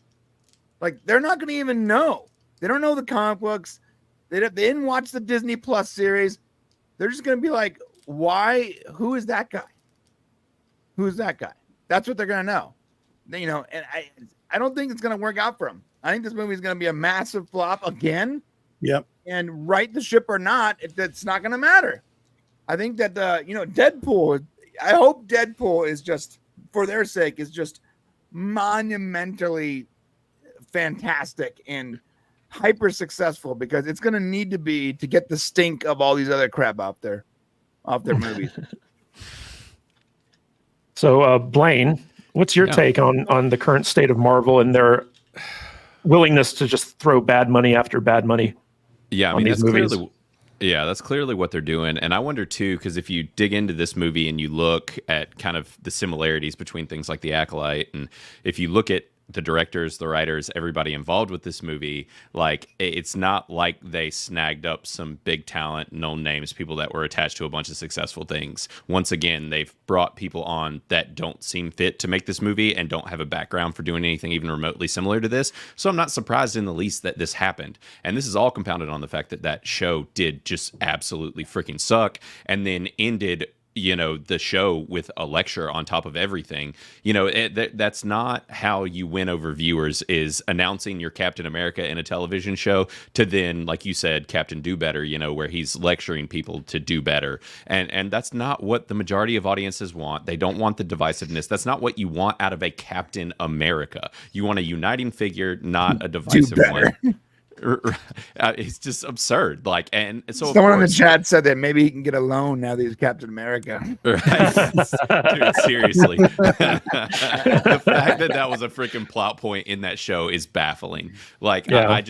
I couldn't with that show. I freaking hated it. And like you said, Brian, with them skipping over, you know, Winter Soldier was just absurd. They should have stuck with the comics and maybe made it to Falcon at some point. Like, this is just going to be a huge disconnect. And with either way, it's going to be a loss for them. But I think it's going to be an even more monumental loss than they even probably see coming, which, and it sounds like with all those test screenings, which, like you said, we've been hearing about forever, were terrible. How do you even come back from that? Usually when this happens, the movie feels like it was chopped into a million freaking pieces, which is what it sounds like this is, and it's going to be an absolute mess.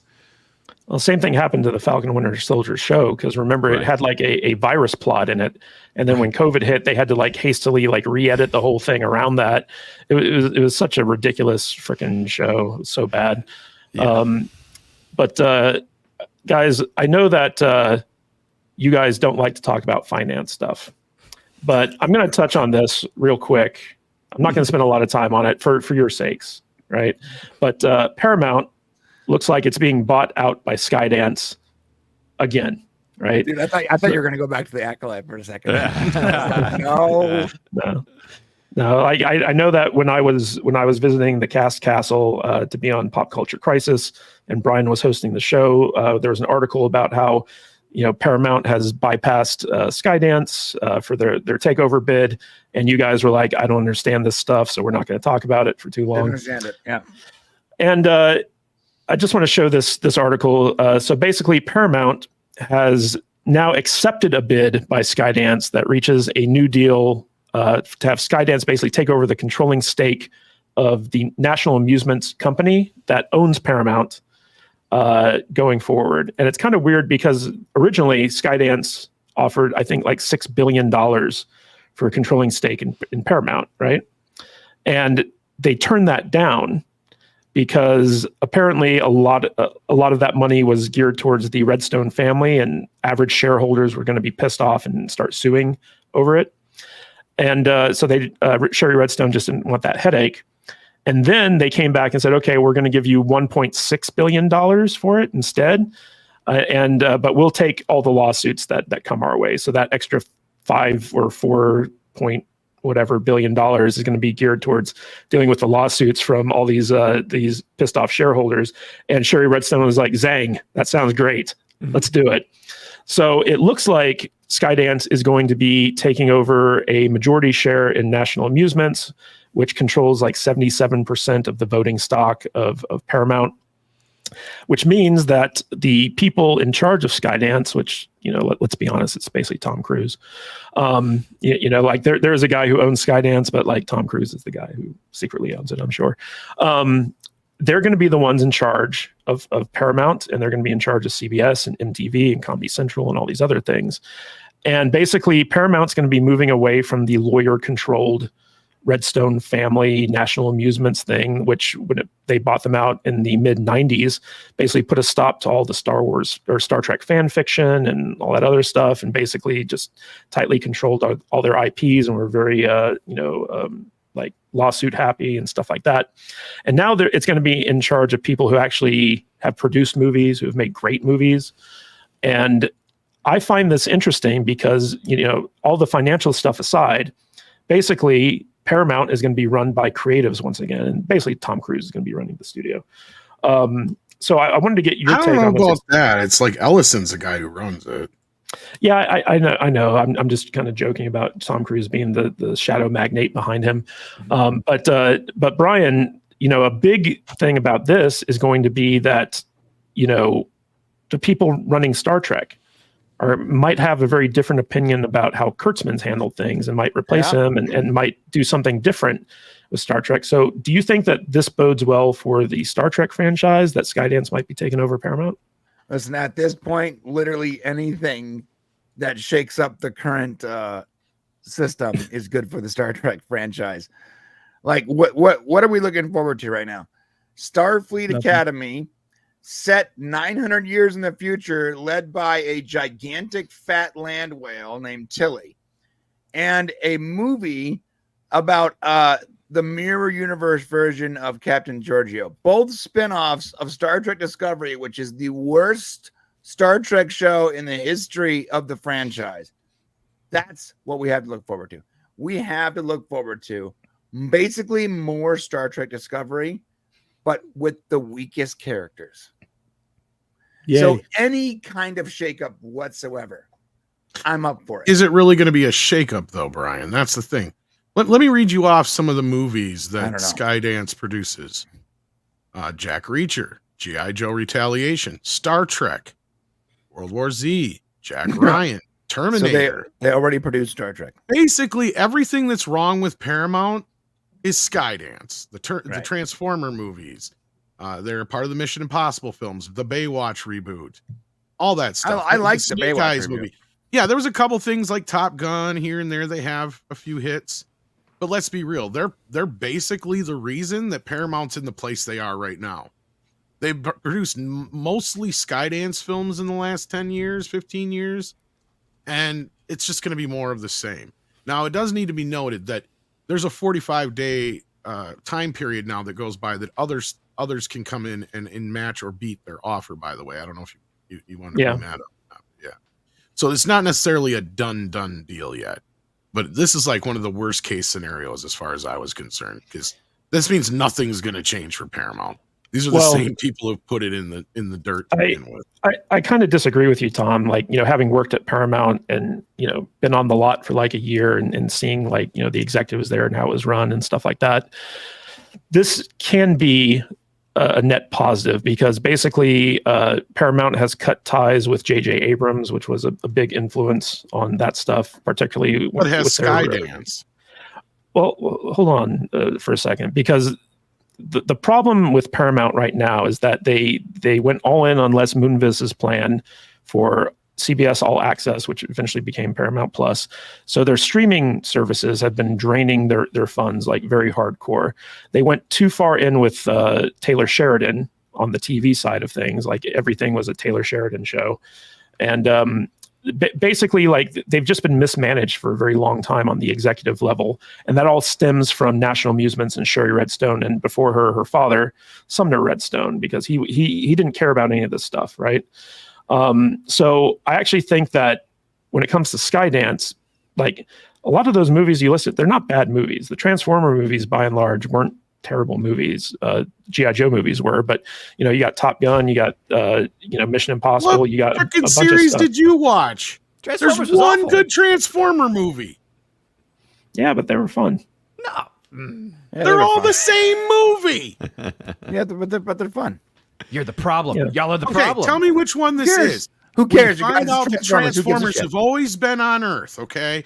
And there's some special power that the bad guys have now gotten their hands on, and the Transformers got to get it before they use it. Which one am I talking about? All of them.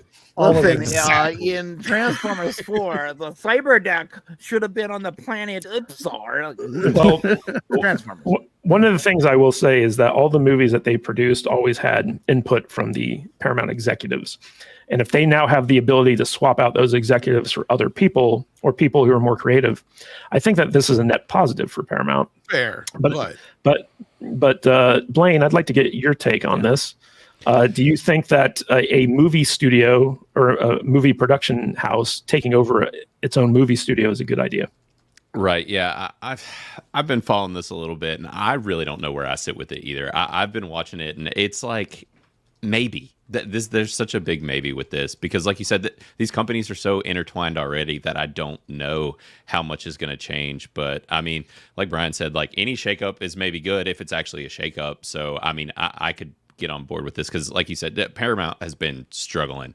But the question is, at the end of the day, with how intertwined these two companies already were, was this all internal already, or is it actually going to change? So, I mean, yeah, I have no idea. I'm quite curious, but one could hope. Well, Odin, one of the interesting things about this is that, Skydance, they're primarily like a movie production house.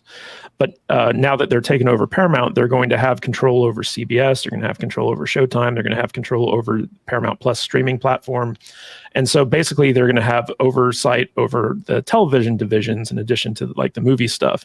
So we know that CBS has been a longtime leader in, must-see TV. Like they have all those procedurals. They had like the Sheridan universe with Yellowstone and all that stuff. But the question now becomes, it's like, okay, how is that going to change under Skydance? And will we see like a turnaround at the studio? What do you think? I mean, it's hard to say because ultimately the executives on top of most of these companies, no matter what it might be, right? Even the ones that we might like a bit more, like you think about Universal has put out a lot of films that I think have typically been more well received than others, but then they're also still putting out, and this might anger some people, they're still putting out really, really bad Fast and Furious sequels. I mean, that series stopped being good after 6. No such thing. I'm sorry, like 6 was the last good one, and then the one film that could have been good. And yeah, the ending's great because it's like it's giving credence to the actor that died, right? Rest in peace, Paul Walker. Like the film itself is not good, and everything else after Odin? is You're just wrong. garbage. But Fast and Furious is the best movie ever made. Yes. The fact the best is that franchise any studio, of all time, hey, Odin. I've got you're the tire. wrong. Look at that. You see that right up there? That's a tire, and it's got 1 through 6 Sorry. because of the only. Sorry, good bro. You're film. wrong. You're wrong. You're You're wrong. wrong. I will go to China. You're wrong. And I will send you Fast to the gulag. 11's gonna be huge. Send him to the gulag. We're gonna Send go to him space. the gulag. Vin Diesel's gonna time travel to Oh the my gosh, dinosaurs. that's right, they went to space. Dude, My there's goodness. gonna be like a franchise crossover Time travel. between like Transformers, Fast and Furious, and Jurassic Park. Well, One massive team up. Yeah, why not? My thing is, look, if you're gonna go ridiculous, just embrace it. That's why Just we go, get bad movies. just go crazy. This is why with we it. get bad I want to movies. see Vin Diesel in a Brian is the 67 Charger with a Velociraptor sidekick hanging out the door, holding on to a machine gun, being chased by Optimus Prime. That's what I want to see. Let's Brian, go. you're the problem. You're the problem, Brian. But anyway, gotta get back to it, right? So it doesn't matter whose studio or what studio takes over because good decisions can be made, bad decisions can be made ultimately. But one thing I thought was interesting when you said was they went too far in with the Sheridan choices. Yeah. I love a lot of things. But also, I call myself the critic who is a cynic. So if you don't expect a cynical approach to things, I'm sorry. You haven't been listening to me the last 5 years. Anyway, so I actually do like the Sheridan-verse, though. Like, because interestingly enough, most of the shows have been well received that have come from his brain trust. Now, as far as making maybe too many of them over a short period of time, and that for spending a lot of money and not letting them really be able to sit and gain fans and have that more organic approach, that I think is definitely a valid criticism for sure. My criticism when it came to the Sheridan verse wasn't about the quality of the shows because he obviously does good work. It was the fact that basically they handed over the entire TV division to him. There was no And they diversity in the TV division. And they didn't do a good job bringing a lot of audiences in, because like he was doing really good work. Like it's one of those things where it's like he was actually creating a pretty diverse like section of like different shows. I and projects, was gonna say I'll disagree with you a little bit on that, Matt, because they actually were smart. They nailed down Trey and Matt with a huge contract. They've been working again with Mike Judge. I mean, they've been diversifying their television. Honestly, I would say Paramount Plus has had the best of all the original new shows of any of the streamers, in my opinion. Their service unfortunately sucks. Their service sucks. Yeah. Between the Sheridan shows, Beavis and Content's not Butthead, the the problem. South Park specials, all that kind of stuff.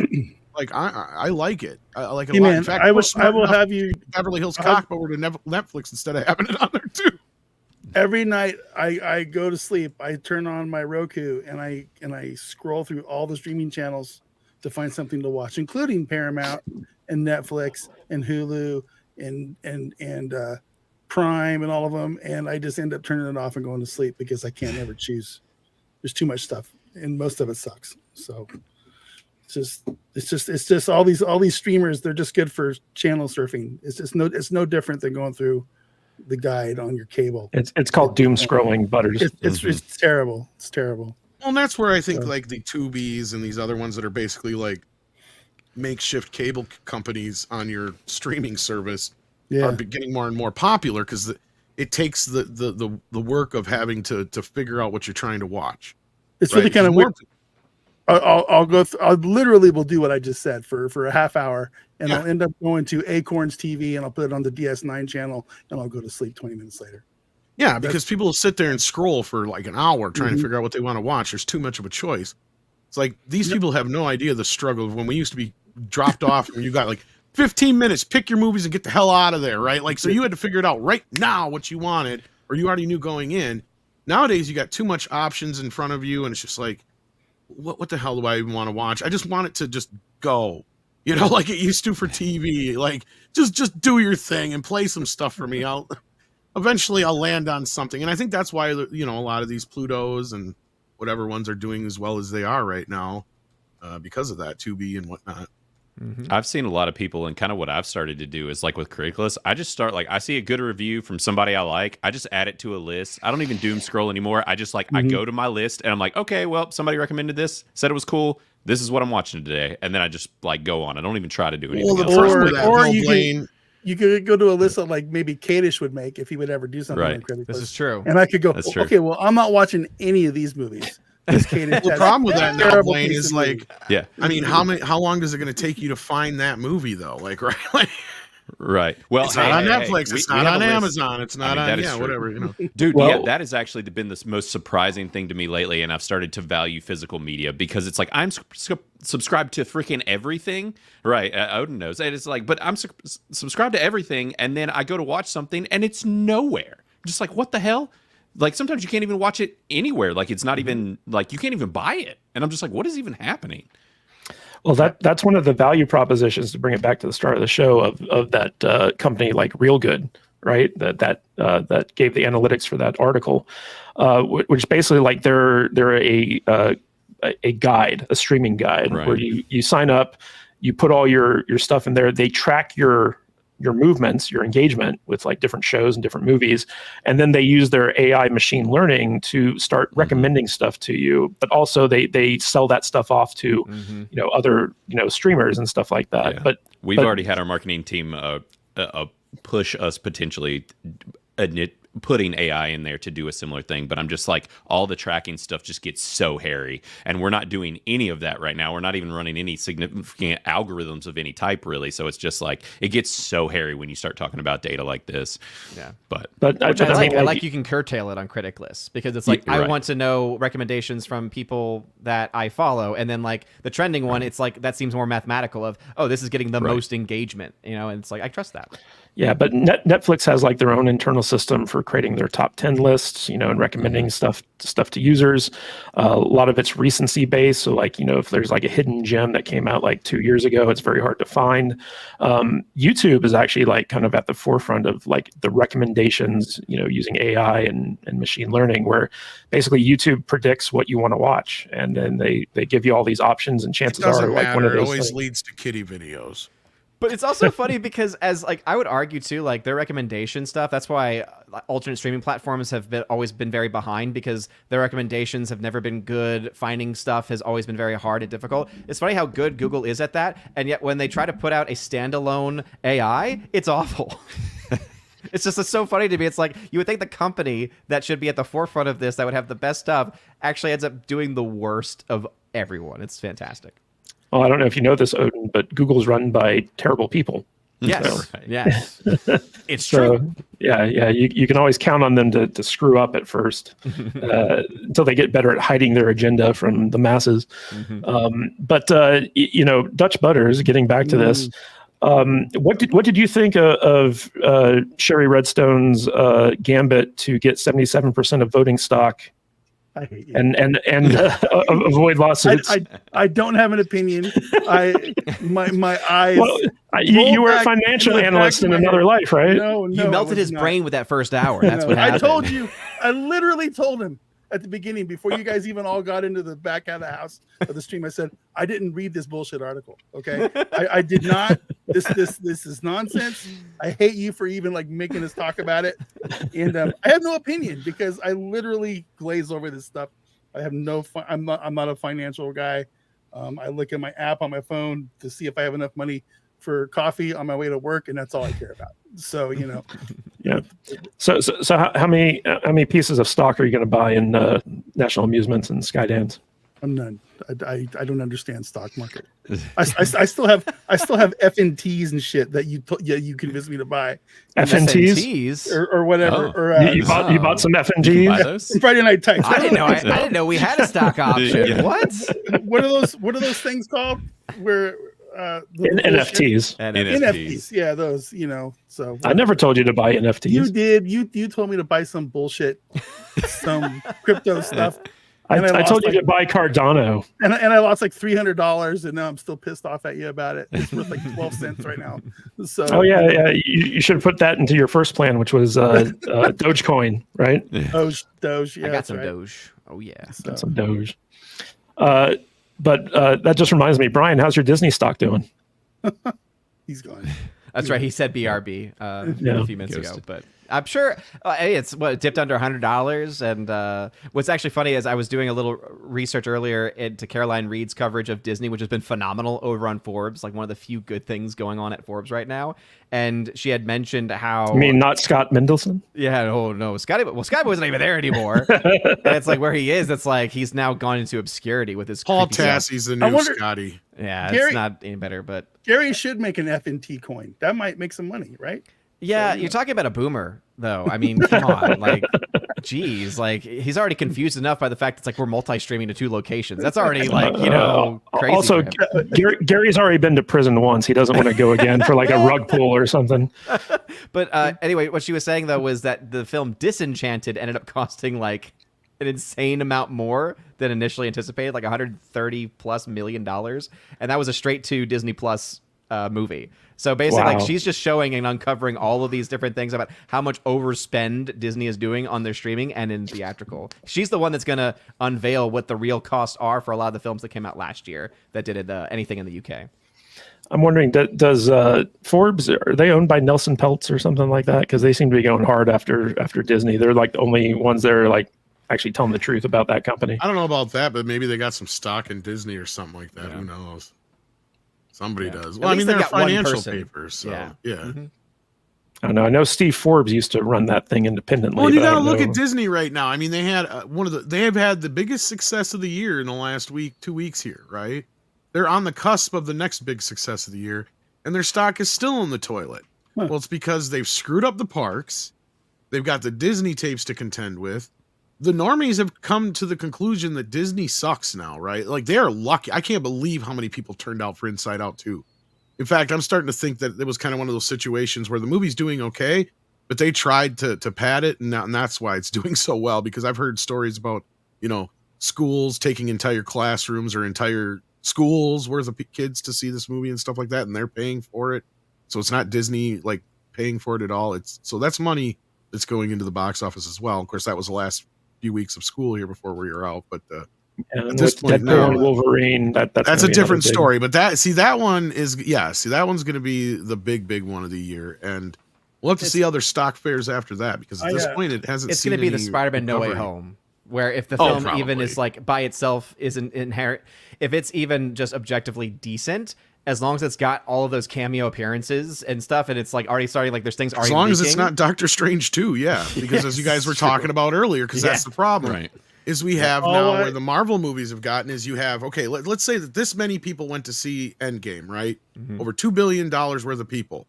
You literally have this many people watching the series on Disney Plus. Okay. So when Doctor Strange 2 came out, sure, it did decent, but the reason it fell off, the reason it fell off is because people are like, wait a minute, this ain't a Doctor Strange 2 or a follow-up to Spider-Man No Way Home. This is a sequel to a television show I didn't bother fucking watching. Mm-hmm.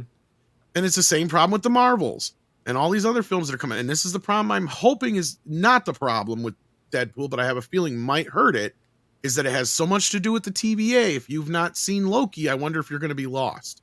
But I hope that's not the fact. Based off of how it's being marketed and what we know about Ryan Reynolds, I think even if that's in there, he's going to probably have some joke in the film of being like, if you're confused right now, I make sense because most of you haven't even watched this show. Like, it'll be something like that, where it's just like making fun of it. Yeah. All right, guys. Well, we had a lot to talk about today, and we talked about it. I want to thank everyone for showing up. Odin of OMB Reviews, any final thoughts on what we talked about, and where can people find more of you? Yeah. Oh my gosh, I can't believe there's still 2 more episodes of The Acolyte. I don't know if I'm going to survive. It's only 15 minutes of stuff you got to watch. So. And then we have to watch that Lord of the Rings show. So oh my gosh, that's right. Yeah, that's coming out this summer, isn't it? Oh gosh, I can't. But gonna do it. I'm not doing. I can't do it. I can't do it, Captain. I don't have the power. Wouldn't be prudent. I don't know if I survive, but you can find me over at OMB Reviews on YouTube, Odyssey, Rumble, also over on the Twitters as well. I do a live stream every Tuesday evening, though I might be moving that because Tuesday night's main event on Geeks and Gamers has been creeping up earlier and earlier and earlier, and now it's just starting at 6 p.m. Eastern, and it's like, oh, well, my show's gone. So I might have to change that day now because it used to be a little bit later in the evening. But you can find me also over on FNT, Friday Night Tights, every Friday, 4 p.m. Eastern time. And then my Wednesday morning show will continue on until the end of summer. So it's still got a couple more weeks there. Crazy that summer is almost over for me because we start literally first week of August. So anyway, thanks for having me as always. Well, thank you for being here. How is FNT without Az? Well, seeing that we replaced him with another British person, it's about the same. So a little less ranty, but overall, it's still about the same. At least he didn't get gender swapped like me. So you're still Friday. It's still Friday early afternoon tights. Yes, exactly. Okay. Right on. All right, Tom, any final thoughts, and where can people find more of you? You can find me at Midnight's Edge After Dark. Thank you for joining us here on the show where it's always a week behind the news. Yep, that's right. That's very good. We promised you salt. We gave you some salt. Savage. Hey, we like to take our time here. We're not in a rush. Blaine from Criticless, any final thoughts on what we talked about today, and where can people find more of you? Oh yeah. Final thoughts is just stop watching the freaking Acolyte. God dang it. Just stop. I was enjoying leaving it. But yeah, you can find me on criticless.com. I'm Blaine, which if you sign up, I'm your MySpace Tom. So I will be there when you come over there. So, and actually all these guys as well are on their typical handles over on criticless.com. But most of you guys that are watching are probably familiar with me. So actually go follow Criticless Cast on YouTube because we're really trying to grow this channel. I've been having fun with it, and it helps promote Criticless in general, and it's been a good time. So we'll eventually be moving to doing some live streaming stuff as well, which will be fun when we start doing that with our reviews and stuff. So yeah, find me over there and just join criticless.com and be part of the reviewing revolution because we're way cooler than Rotten Tomatoes and everybody else. Well, right. Blaine, I don't think many people are going to be getting your MySpace references too much longer. I know. I know. You're really dating yourself with that. I'm like boomering myself big time with that almost. It's like, but hey, I'm going to keep leaning into it. Yeah. Well, Brian from the Popcast. Hey! Any final thoughts on what we talked about while you were conscious, and where can people find more of you? No final thoughts. Nothing. I am looking forward to Deadpool. We'll see how that goes. I do not care for the Acolyte, and I hope that we spend less time talking about it next week. Brian, are you bummed that June's over? No. I gotta tell you, I like that the Hawk Tua girl completely derailed Pride Month. Well, you do was realize that July is Disabled Pride Month, right? Oh, disabled Pride so it's Month. still Brian's month. Yeah, that's right. That's right. I just noticed about 2 quarters or 3 quarters into June, we had Hawk Tua show up, and all of the Pride stuff just dropped, and I was like, yes, doing the Lord's work, Hawk Tua. Thank you for that. Spin on that thing. On that thing. Yeah. It's just crawling out of his skin over there. All right, Dutch Butters, what do we got going on the Salty Nerd front this week? Oh my goodness! Just this morning, just a little waves before we started this show, we dropped our brand new review panel discussion for the most amazing movie in the world, starring The Mountain and Mike Tyson. It's called Desert Strike, from some Egyptian movie company. I don't know. It's the worst freaking movie I've ever seen. Desert Strike. It is awful. But we did have a great time talking about it. I could not do it sober. It was, we had to drink when we talked about this movie, but we had a good time reviewing it. You can find me over on this channel, of course, and also over on our gaming channel, Salty Nerd Gaming. We're still having a lot of fun playing Helldivers and stuff over there. And I know that the player base is small, but we're having a great time, those of us that are still over there. So come over there and hang out. And also one more thing, Culture Casino dropped a super chat that we did not get to. Oh, yeah. For $1.99. Thank you, Culture. He says, I refuse to call friend Matt Vader Dutch Butters. And you know what? Dutch Butters. Dutch Butters. Yeah. So he can call me anything he wants. He's a cool dude. And Culture Casino is one of the good ones. And thanks for the $1.99, buddy. Appreciate you. So, yeah, we love culture over here. So, guys, you might have noticed we're no longer doing a Tuesday live stream. It was just nobody was really tuning in. It was very difficult to produce, and it was kind of late in the day, and so we were very tired by the time we got to it. So we just decided to go back to our normal format of doing all of our recordings on Tuesday. But if you guys want us to bring back the Twitter Spaces so you can listen to us as we're recording the show or something along those lines, and still hang out with us and stuff like that, let us know in the comments what you think, because if that's something that you guys want, we can definitely do that. Otherwise, I want to give a big shout out to Fluffy Panda, Mexican Iron Man, and Ryan. Thank you guys so much for your super chats today. And thank you to everyone who also gifted subscriptions. Let me just call those up so I can shout them out by name. We got Eric Winberg. We got Jillian N, who got us to our goal. Thank you, Jillian. Not the 400 goal, but the 10 goal. And Jim Watari for joining the subscriptions. Really appreciate you guys. And want to thank my fantastic panel of nerds for being on here with me today for yet another Salty Saturday, even though I know that none of you liked any of the topics that I picked to talk about today. Pretty normal. Yeah, pretty normal. Pretty normal. But guys, be sure to tune in next Saturday, same salty time, same salty channel for more Salty Saturdays. And until then, stay salty, my friends. Doo-doo.